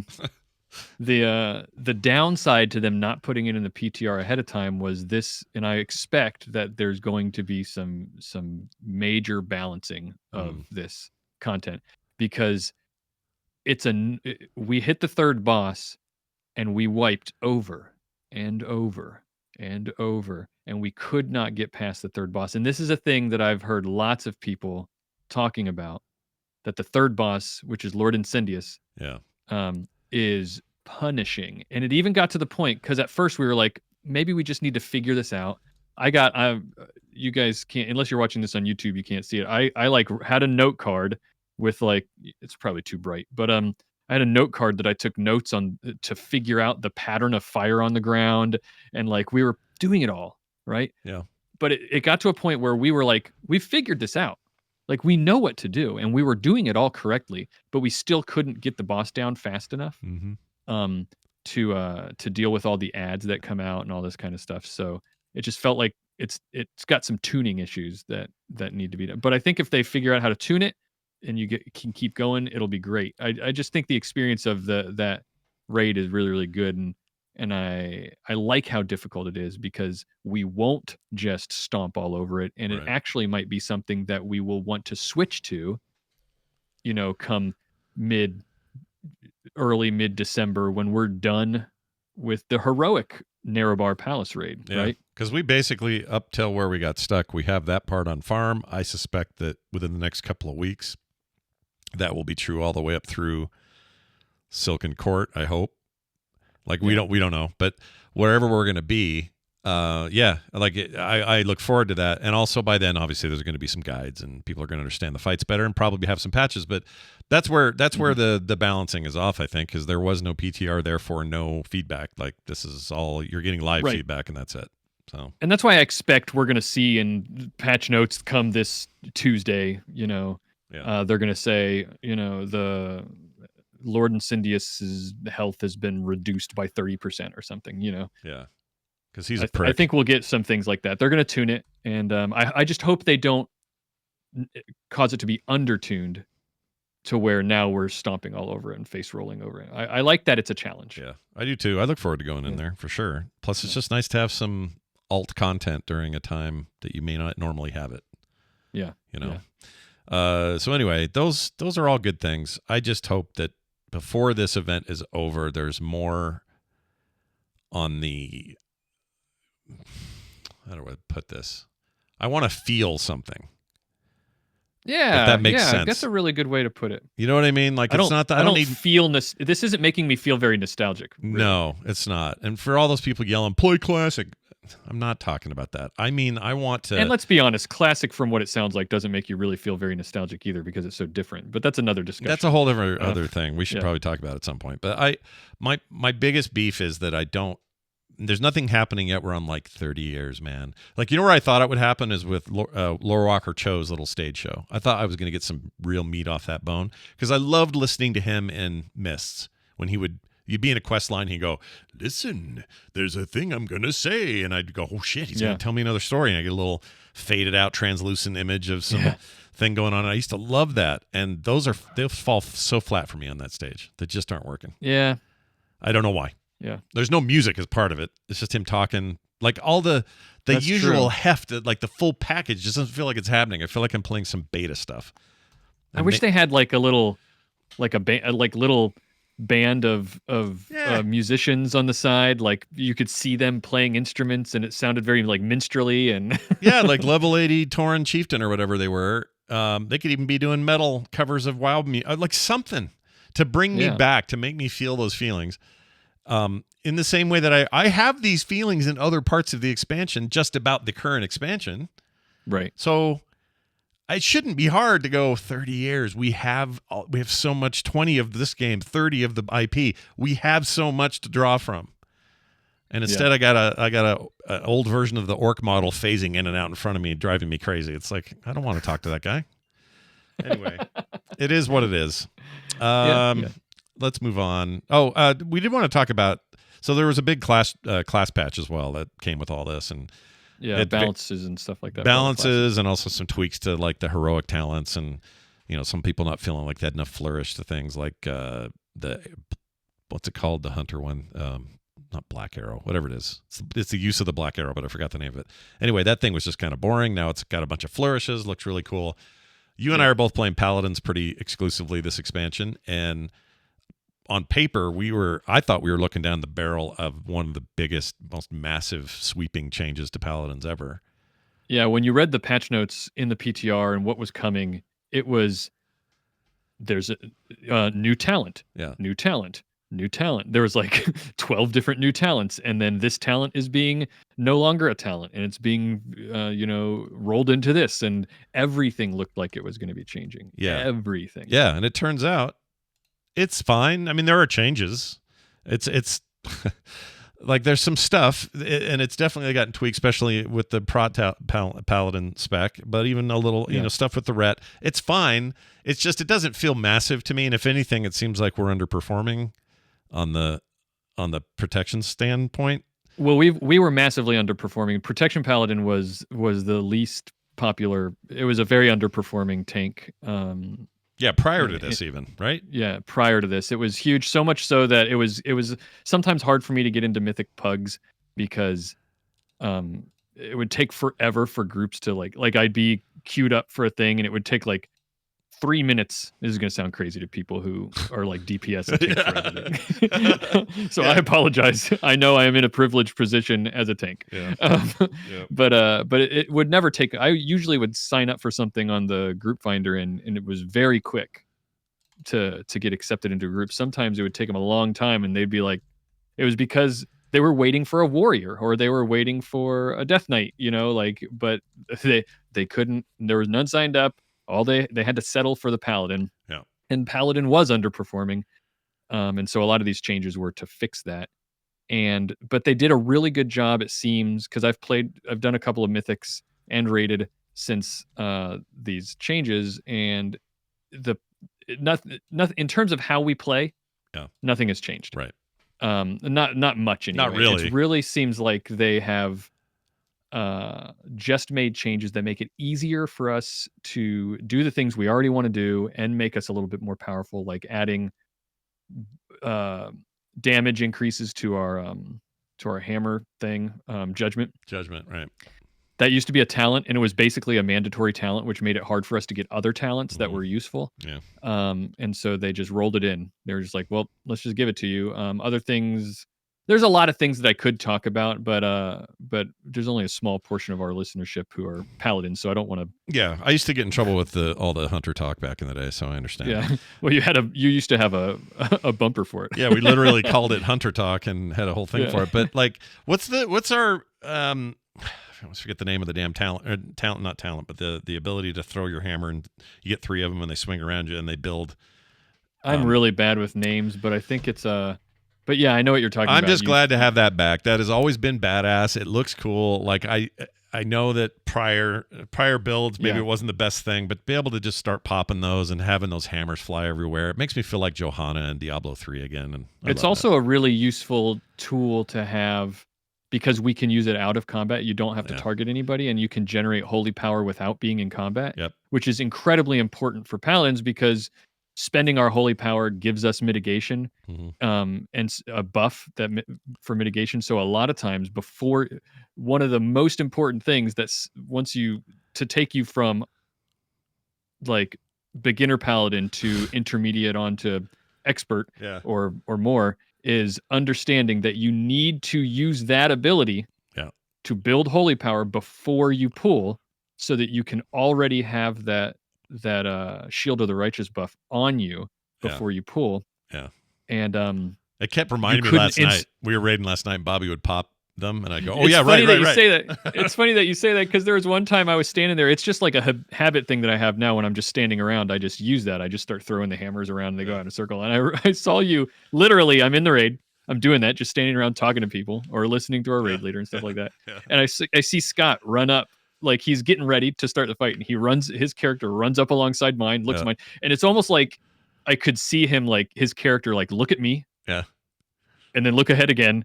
And then look down at himself and be like, "Oh, maybe I should be doing." It was like that. You see that Chinese Olympian during the Olympics when the two Italian, I think gold and bronze, were both biting on their medal. Like that's the tradition to get a picture. And she kind of looks at them and looks at her medal and looks back at them and then bites it. Super cute and very wholesome and awesome. I love that. It's my favorite thing. Favorite chunk of video from the entire Olympics. But that's what it was like. It was like, oh right, I'm supposed to pre-hit this. So so the rest of the night I was always whacking that thing. But it has such a great low cooldown. And also if you're a jittery player that's like waiting for everybody to do pots and eat their freaking feast and everything, and you're just sitting around, it's like a fidget. Yeah, instead of jumping around, just that thing's always on like 0 cooldowns. It's tick, tick, tick, tick, tick, constantly throwing hammers and driving everyone else crazy. It's great. But that is just an example of how, because we can now get that, before it was harder to get that because we had to spend those talents on other things. They've shuffled things around to make it so that we can get more useful talents and it not be such a hard choice. Mm-hmm. And these are the kinds of things that they've done to all the class trees. This is relatively normal. I think the reason that I am focused on it so much right now is because normally Paladin is always in a really good place and never has these big changes. But other classes are used to this happening in the first season of a new expansion. Yeah. All the difficulties shake out, and in that first big patch, they make a bunch of changes, balance changes to classes, and that's just what we're experiencing. And a lot of them, Enhancement Shaman got a lot of them as well. I think Balance Druid got a lot as well. Dude, your brother played with us last night. He's a shaman. Yeah. I haven't seen such a cool transmog in a long time. Yeah, he looked awesome. He's a good player. Beautiful shaman though. I usually think shamans are kind of dumb looking. Sorry, shaman. But he looked cool. So tell him that. Mm-hmm. Let him know that we approve. I will. Well, folks, one quick other note before we move on to some hardcore talk about Mythic Plus and Bobby's specific journey there. I want to mention that there is a 30 Years of Warcraft Direct coming. They're using the parlance of Nintendo, I guess, now. We don't know exactly what this is going to be because, they've told us mark the date. Here's where it's streaming. They've got Twitch and YouTube links, essentially. But on November 13th at 10 a.m. Pacific time, they're doing a special presentation celebrating 30 Years of Warcraft and a look ahead of what's next. And then there's some stuff, but not a lot of details. We don't exactly know. But there's an orchestra involved. My guess is there'll be people talking. There'll probably be some retrospective video. Normally, I would have heard by now if a certain couple of friends of mine at Blizzard are involved or not, and I haven't heard, so maybe we'll get to see some familiar faces. This could be exciting, or it could be not. But you know what? Don't temper. I guess I'm just giving everybody a nice equal expectation level here. Show up. Don't expect the world, but maybe it'll be cool. The website, the official website on the thing has all the links. So you just go to the official accounts on YouTube, Twitch, and TikTok, and you'll be able to watch the thing live. Oh, and you can earn rewards for watching it. It looks like you get Hearthstone, Warcraft Rumble, and World of Warcraft items possibly, but they don't have any details on that. So, yeah. Hopefully, in our next episode, we'll be talking about the cool things that they announced. Yeah. I'm hoping that one thing that in the Play Nice book that I was surprised to see was that they were very seriously considering a Warcraft 4 RTS for a while. They were. And that it just never went anywhere because they didn't. Activision Blizzard, Bobby Kotick didn't care anything about RTSs. No. And you know what? and, I hate to say it, but they never really figured out a way to monetize those in a way that would make him happy, and that's really it. Yeah. That's all it was. StarCraft 2 was outperformed. StarCraft 2, what was the first one called? Wings of Liberty. Yeah. Was the most successful launch of an RTS in history. Yeah. Despite that, World of Warcraft's first premium on-store Sparkly Horse made more money than the entire game did. Yeah. So I'm not saying I side with Bobby. I just get why he did it. And by You Bobby, I mean understand, Kotick, yeah. not Bobby Frankenberger. Very different Bobby. But selfishly, and what I want to see is that I don't think it's going to happen. I don't think we're going to hear that Warcraft 4 is in development. But I would fall out of my seat if they did that. They really black-eyed themselves with that botched Reforged 3, though. That was such a mess. Oh my god, that's still the worst. I still think it's the biggest fumble they've ever done. That was such an interesting story in the book too, to read about why that happened, because we knew it was a fumble, but I didn't know why it was such a fumble. That was worth reading the book just to hear about the Warcraft Reforged. We didn't really say this earlier. I do want to make this clear. I think Bobby agrees, and everyone I've talked to has read it. I think this book is, if you are a Blizzard fan or a WoW fan or any just sort of like interested in games and the back end of all this, which has always been fascinating to me, this is a must read. I think it's amazing. Yeah. And I have it on some pretty good authority that factually speaking, this thing is dead on. Like they didn't miss any of that. They may not always, the book doesn't always capture the passion behind some of what looks like just lunacy. Yeah. It's hard to do that because there's magic involved, and how do you describe that in a book? And it's hard, and you don't have every voice, but this is not. Schreier did a good job of researching, making sure he had the facts correct. These were all quoted. They're all referenced. Like, you're not getting, this isn't some gossip rag. It's not what it ended up being at all. And it's fascinating. I would highly recommend getting it if you can. Bobby, it's time for us to take a dive into a little bit of hardcore talk. You think you know power? Well, you think you do, but you don't. Bobby, let's talk about power. Let's talk about Mythic Plus power. You've acquired it all. You are now lord of your domain. Well, not quite. Almost. Okay. I did get, so to update everybody on my Mythic Plus journey, and I am very proud of the fact that I do this all in pugs, so I will remind everyone that I do this in pugs. It can be a frustrating but rewarding journey. Sure. But I got Keystone Master this past month. Yeah. That's where you get 2,000 rating in Mythic Plus. It's cool. You get a mount. The mount this time is pretty good. It's one of those mech mounts that you fly around in, and but it's a diamond. Yeah, the diamond one. It's kind of, I don't always like these when they're just alternate skins. It's not that I don't. Yeah. I really do love and respect the work that skins provide, or that those artists are doing amazing work. Like we talked about with the expensive mount. That's one point I didn't bring up. I kind of wish it was just more about this expansion we're in, or more overall WoW, and not just another one of those dinosaur models with a new skin. Sure. Anyway, but in this case too, I kind of just wish for special achievements, like where they really hit you with the uniqueness and it's hard to get or whatever. I wish there were just more than this is that one you got accidentally by questing, but it's prettier because it looks like diamond. You know what I mean? Right. Yeah. I'm usually a bit underwhelmed by the Keystone Master mount. There have been some good ones, but I didn't like any of them in Dragonflight, for example. Mm-hmm. Didn't stop me from doing it, because the mount is just a sort of like a cool reward. I'm doing it because of the challenge. I just want to. It's the same reason that I went and 100%ed Hades when Hades was out. Or when Hades was around. Like, I'm not doing it because I get anything for it. It's just a challenge. I want to complete the challenge. Sure. But it didn't feel, to get to Keystone Master did not feel like as much of an accomplishment this time as it used to. I don't think. I'm not totally sure why. Difficulty reasons or some other factor, do you think? I don't know. My suspicion is that it feels like, and again, I'm not saying this because I feel like I need to be the only one who's doing this, but it feels like it's way easier for everyone to do it now because of delves. Oh, I see what you mean. Delves have made it really much easier for people to get the type of gear required to be running these Mythic Plus keys, which is, to be clear, that's a good thing. I think it's a good thing for the game. I don't think that's a bad thing. Yeah. But the consequences are that I think getting Keystone Master didn't feel as challenging. There's Now, on always the other these end of always going to be knock-on effects by something this new and drastic in the game. So not Yeah. surprised. Yeah. On the other end of it, going from Keystone Master from 2,000 rating to 2,500, which is Keystone Hero, that journey has been very exhausting and very frustrating and very difficult.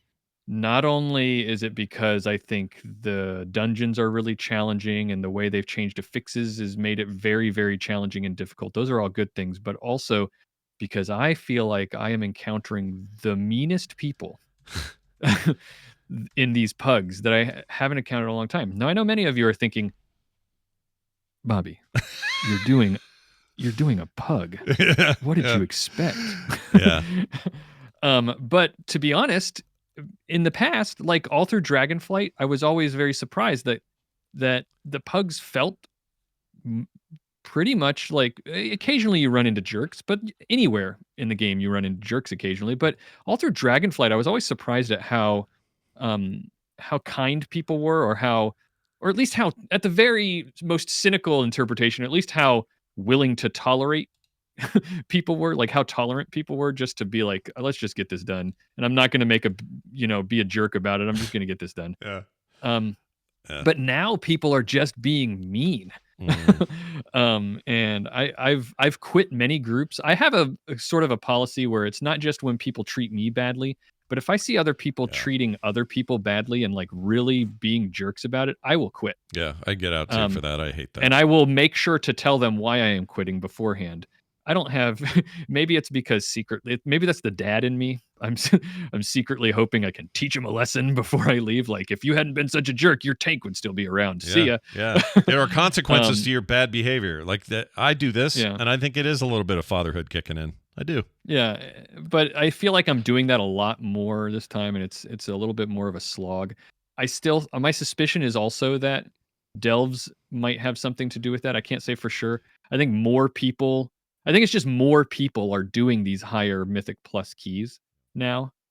And so when you increase the number of people who are doing it, that also means you're bringing in more jerks, more buttholes. Yeah, it's a scale problem once again. But it is one aspect to WoW that has been here since the beginning. And, one of the problems of trying to satisfy the inner side of that donut, that's one thing about the donut we don't talk enough about, is the inside of that donut is a little bit, sometimes can be a little nasty in there, a little caustic. It can be a toxic donut hole. Yeah. As much as I want to, part of that reason is the inside of the donut doesn't necessarily like the outside.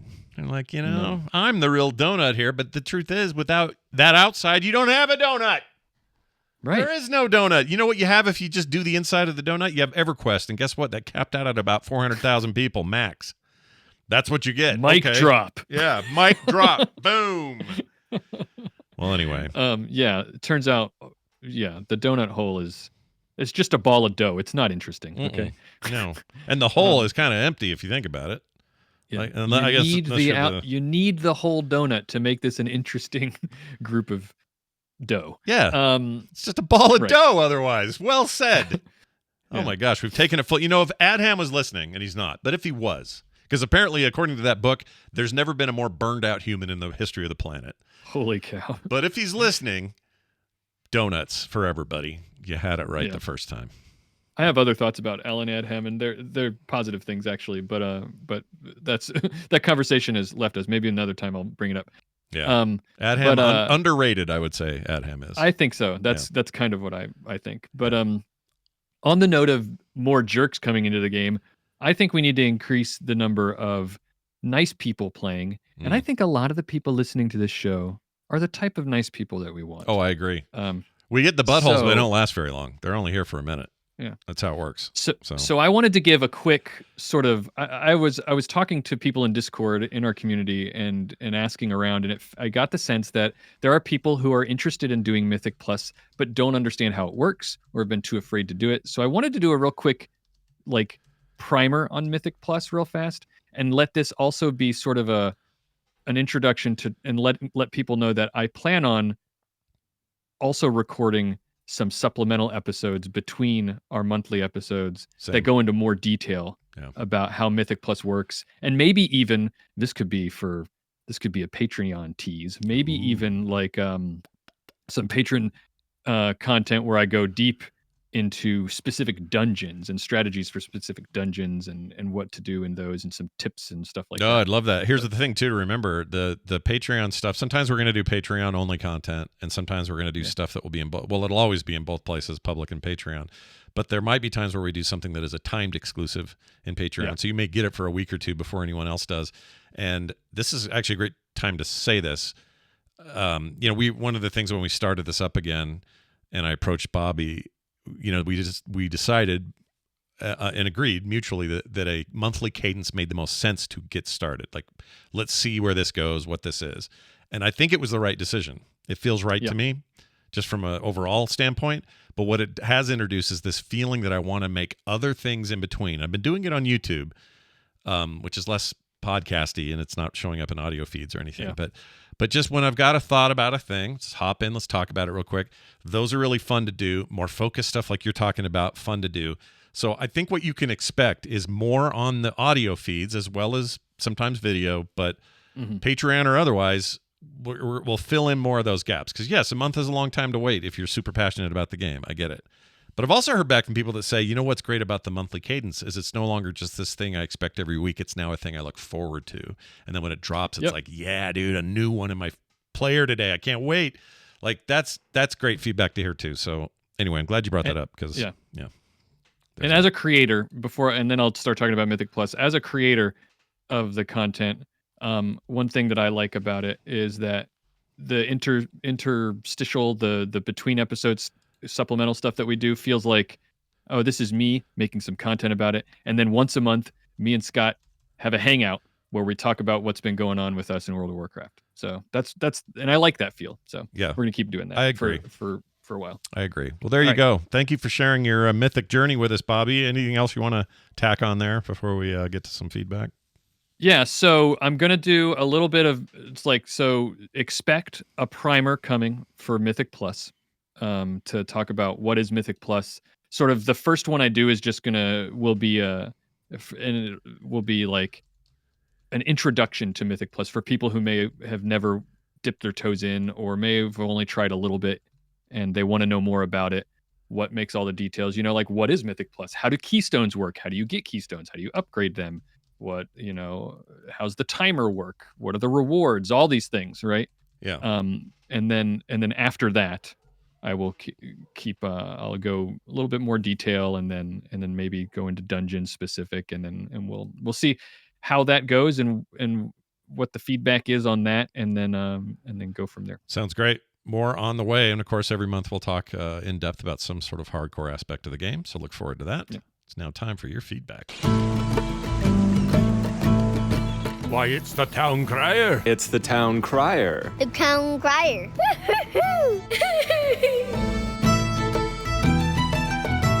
Yes, that's right. That music can mean only one thing, and that is that we have some Town Crier stuff to read in the form of texts, emails, phone calls, all that stuff.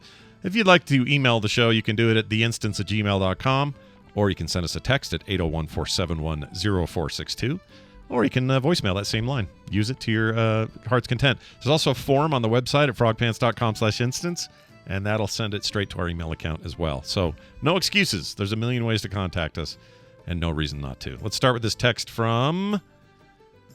did we not get a name? We didn't get a name on this one. I thought we did. It says, the subject was, we are so back. And I just thought this was a nice way to start out our messages today. I can hardly express how thrilled I am to hear the instances back. The show is my nostalgic kick.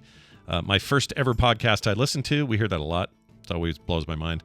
And my original immersion into World of Warcraft. As much as I've loved playing WoW these past years, this show has been missing from my being home. Welcome back, old friends. And then a little bit of a PS. On that note, I want to splurge all things instance. Where can I listen to the show from episode 1? Seems to only find episodes 436 and forward. Well, I'm glad you asked. So a little bit of utility to this question. There was... the show's been almost around since... Well, it's been around since 2006. So we are pushing 20 years. Wow. Which is Oh an my insane thing to even say, right? So when RSS began, which is essentially when the show began, very different how you made the files, where you kept them, how you stored them, how web services worked.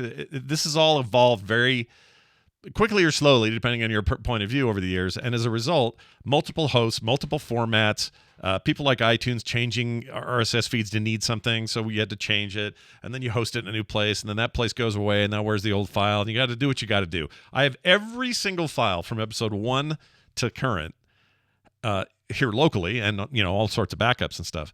But the feed stuff's kind of all over the place. So on the site, you'll find an archive feed, but that's not all of them either. So what I did have was a link to an archive.org page where all the other episodes were. That technically exists, but archive.org, as you know, got hacked and is all over the effing place right now. It's a mess. It really pisses me off. It's a horrible hack. Assuming that all resolves itself, then that will all be back there. But I am working on some other redundancies so that these early episodes can be available, and hopefully maybe I can parlay it into another RSS feed or something so you can get it more conveniently. I realize that's all kind of screwy, but trust me, 20 years of this, we're lucky there's a feed at all. Right. Like, it's so jacked. And this is true of a lot of my shows. FilmSack has the same problem. It came out in 2009.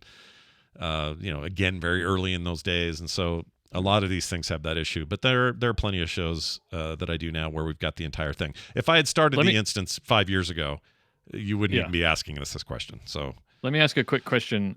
Do you think maybe this is a missed opportunity for you, Scott? Maybe What's you're that? going to be kicking yourself after I ask you this question. Do you think it would have been cool when they officially released Classic to be like, ooh, let me start with episode 1 through whatever that was all released during that, and I'm going to release all those, and people can listen to those while they play Classic. Oh my gosh. And then that's actually a missed opportunity. What was I thinking? Yeah. I know what I was thinking. When Classic came out, I was pissed at Blizzard for all their internal bullshit and the harassment and everything else. And then the layoffs, and then the pandemic, and then more allegations, and then those turning out to be true, and then all of that mess. I was so incensed by, and this is right about the time Classic is even starting, that I was just so like, you had kind of a bitter taste in your mouth when you were thinking about Blizzard and World of Warcraft. Yeah, I was kind of at the point where I was like, I wasn't even sure what I wanted this show to be. Like, it was a hard time. So what ended up happening is what needed to happen, which was kind of a death, some mourning, some rebirth, and a return, and being able to control that in a way that I get to kind of, I don't know, not start over, but keep what was great, and then but also enter some a new phase like that. I needed that for this to work at all.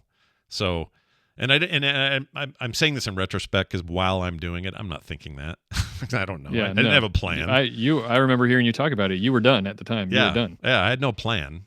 I just knew that needed to happen, and that space had to be created, and I needed a good couple plus years of not having it, and I needed to see what Blizzard was doing during that, and that helped. And I'm not going to lie here. A huge part of this was Chris coming back to the company. That was a big part of it for me. He and I are very close friends, but that's not just the reason. It's the spirit he brings to things and what it means that he came back, and what it means about what's going on at Blizzard. Yeah, what it means for him to go from a very comfortable retirement to yes, I'll go back. That meant more than just a job. That's not it. He didn't need it.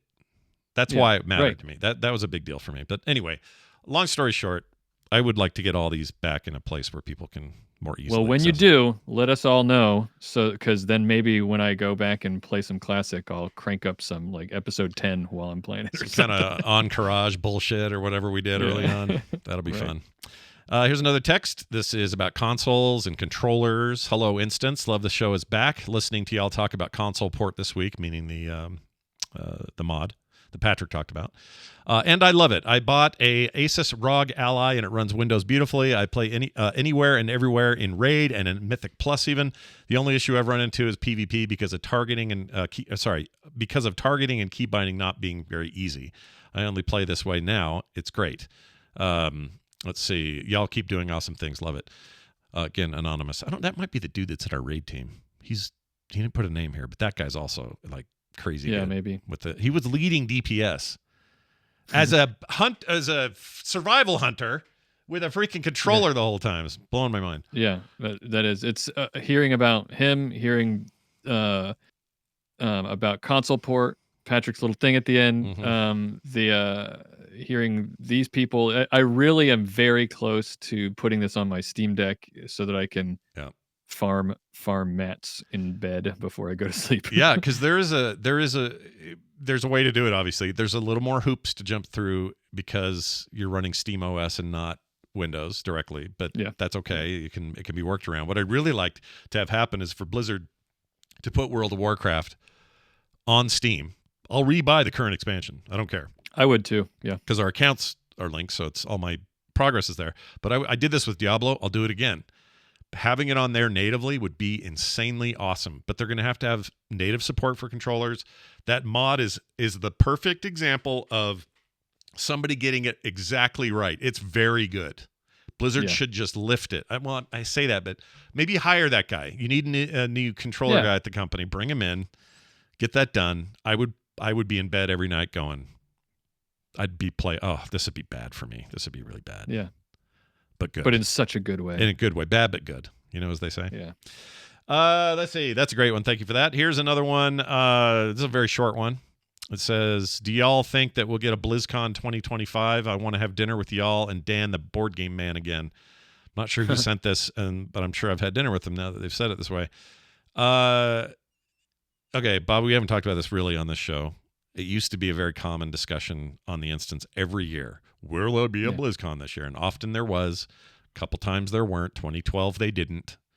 2020, they didn't. 2021, they did virtual. Let's see.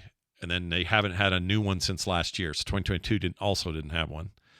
So this last time that they had one, they didn't sell out of tickets. That's never been the case. They've always sold out. And they even had less tickets up, and they still didn't sell out of tickets. I don't think BlizzCon... Well, all right. Prior to the Microsoft acquisition, I would have been surprised there would ever be a BlizzCon again. When that happened, or was at least confirmed... Well, Bobby Kotick even said, again, keep bringing up the book. I'm sure we're going to bring up this book many times in the future. Yeah. It even said in that book that he never liked BlizzCon. He thought it was a waste of time and money. Yeah. Because it really wasn't a profit center. They make money, but they don't make barrels of money, which is what Activision always wanted. Yeah, he thought all those man hours, all those man months were better used cranking out store content or something. Yeah, they weren't charging enough, and then even when prices would go up, we were offering too much for too little, and he missed the point. So yeah, I agree with you. Is what I'm saying that that I would have before Microsoft, I would have been surprised if they ever did one again. Yeah, under Microsoft, maybe. Because, again, I think they want to let them cook. And also hearing the origins of BlizzCon is pretty crazy. In that book, again, there's a whole thing where it was just 2 community managers, which is a very different job back in 2005 than it is today. But those 2 just had this wild hair, they saw the story of when World of Warcraft first released, and they went to these stores where they were having the fries up the street, in Orange County. And they were like, holy cow! They were so surprised that there were so many people out the door and down the street and circling around parking lots and buildings and stuff like that. Yeah. And then those community managers were like, well, if people are lining up to do this just to buy this game, I wonder if we could throw an event and people would show up for it. And boy, were they right. They were absolutely right. And it was only 8,000 that first year, but tickets were gone immediately. And, would eventually grow to as high as 30 or whatever it is at its height around 2018. But they, obviously it's a huge deal. It's a bunch of work. It means a whole lot of money and planning and all the things that it does. I was just convinced before the Microsoft acquisition that the appetite from players wasn't where it used to be, and that and I think that proved out with not selling all your tickets for the very last one that they had. It was also a smaller event. They kept it a little more tight. Sure. Esports kind of took a side thing. A bunch of games didn't get any attention anymore. There's all of these other issues around it. I think if they, here's my prediction, Bobby. I'm basing this on nothing, but here's my prediction. Okay. They rebrand and launch BlizzCon as a more because that's where the most of the people are coming from. They make it a more WoW focused event, and they don't aim for 30 to 50,000. They aim for 10 to 12 or something, and they bring that aspect of it back. And don't make it a profit center. They just make it a thing that's a passionate subsection, a place to really show stuff off, lean hard into simulcasting it. Remember when they charged for that? They didn't the last time. Partly because I think the same problem. People aren't paying. But I don't know what the future holds for this. That's my prediction, though. They figure out a way to make it more WoW centric, because what didn't work, I will give Activision this if I'm giving them anything. It was a place to show off your new games, show a new cinematic, announce things like Heroes of the Storm, even though they kind of blew it at the end. Announce things like Overwatch. Those are big moments, but you'd still could make the argument that people weren't going to BlizzCon for that stuff. They were going there because of World of Warcraft. And I think, buckling down and saying, well, that's the focus again, probably would help. And I think it would probably hype people up and make them want to go. Yeah. And I think for my part of it, I think that it would, if there was a BlizzCon 2025 or even a 2026, if it took them another year, it would go a long ways to make me feel good about the direction of Blizzard after this Microsoft acquisition. Yeah. Because what they need to do is to lean hard in that other direction, into that player first culture. Yeah. Yeah. And that would be what was going on. If I feel like that would be sending that signal if they if they brought BlizzCon back and said, who cares if it doesn't sell out? Who cares if it doesn't make us a ton of money? We're doing this because we're investing in the culture of our players surrounding our games, and we know that will have a payoff in the long run, because it helps our reputation. That's what BlizzCon has, a reputation, and if they take too many more hits to that reputation, it's not going to be good. No, I agree. For Blizzard. Yeah. I mean, and obviously there's some dark BlizzCon moments that have come to light that really challenge that reputation, but I think you could bring that back. I really do. And I hope they do, because I loved that every year. I loved going. I loved being on stage that time. That was one of the most revelatory moments of my entire life, not just career, my life. When I got up on that stage and realized, I was nervous as hell going up there, but when I got up there, I realized 30,000 people in a live room may as well be no one. Yeah. And I don't mean this in a bad way. You're all human beings, but I got so relaxed immediately, because it was like, well, this is just everybody, so it's nobody. So it's fine. Right. If there's a room of 10 people, I'd be terrified. You know what I mean? Like, I would lose my freaking mind. If I knew when I live stream shows that it was 1 or 2 people, that's so much more stressful. But when it's like 500, 600 people, it's like, it's fine. So that thing taught me a lesson. I'm grateful for that lesson. I was grateful for the opportunity, of course, but I would love to do it again, or I just want to be part of the community again. I want to do a live instance on a little stage at the Hilton, because me and Bobby would be there and we're going to do it. Like, I miss that shit. So much fun. All right. Let's get to a phone call. We got one voicemail from a familiar voice. Check it out. Hey, Scott and Bobby. This is for the instance. My name is Tanner, your illustrious raid leader and guild leader of Court. Just calling in about this last episode. You were talking about the story mode raid and how you couldn't do it on ults without going through the campaign.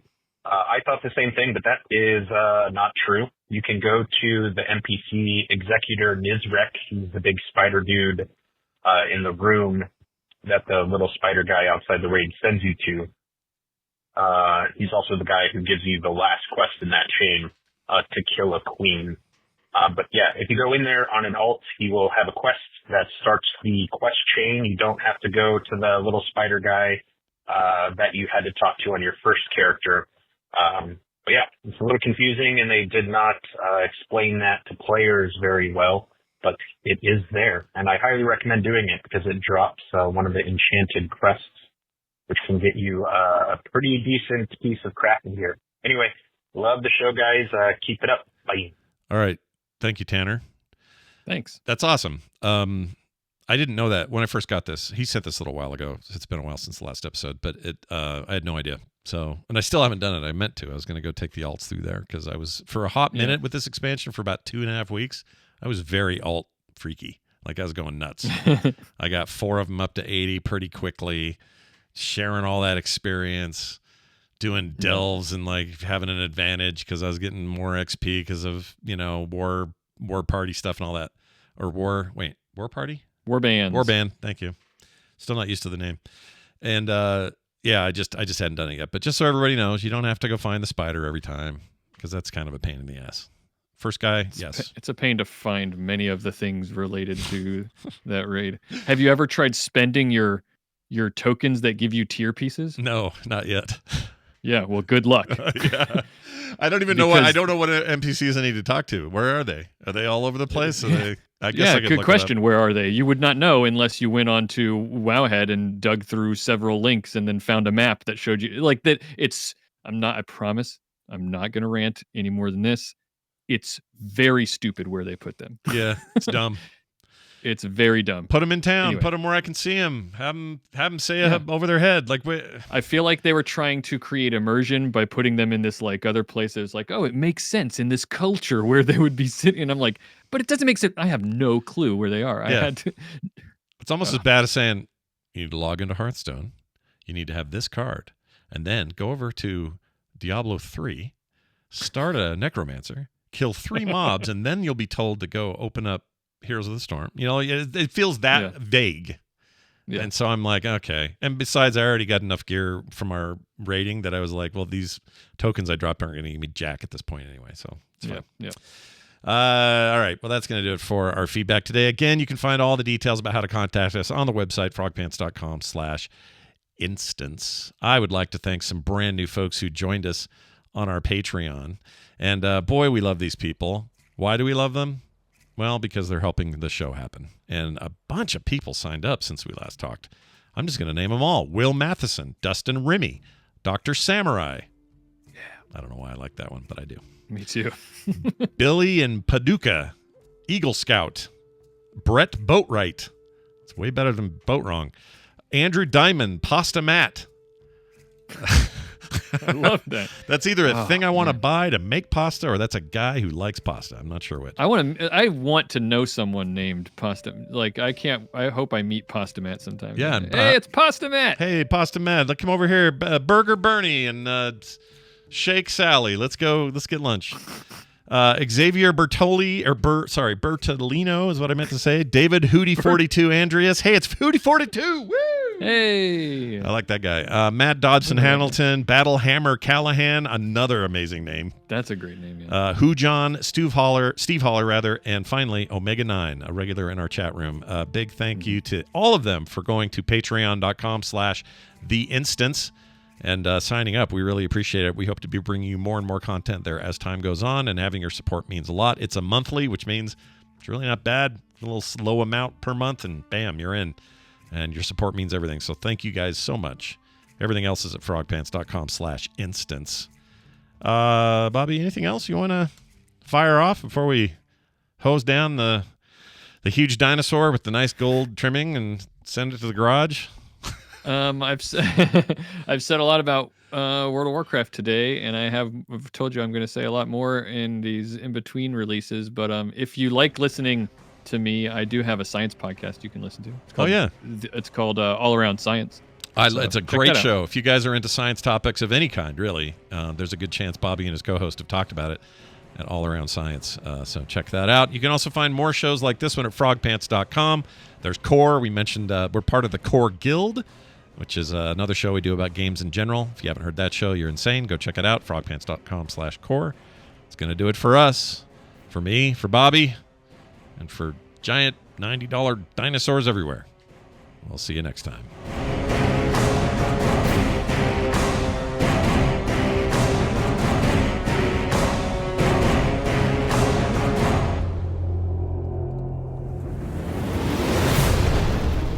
This show is part of the Frog Pants Network. Yes. Get more at frogpants.com.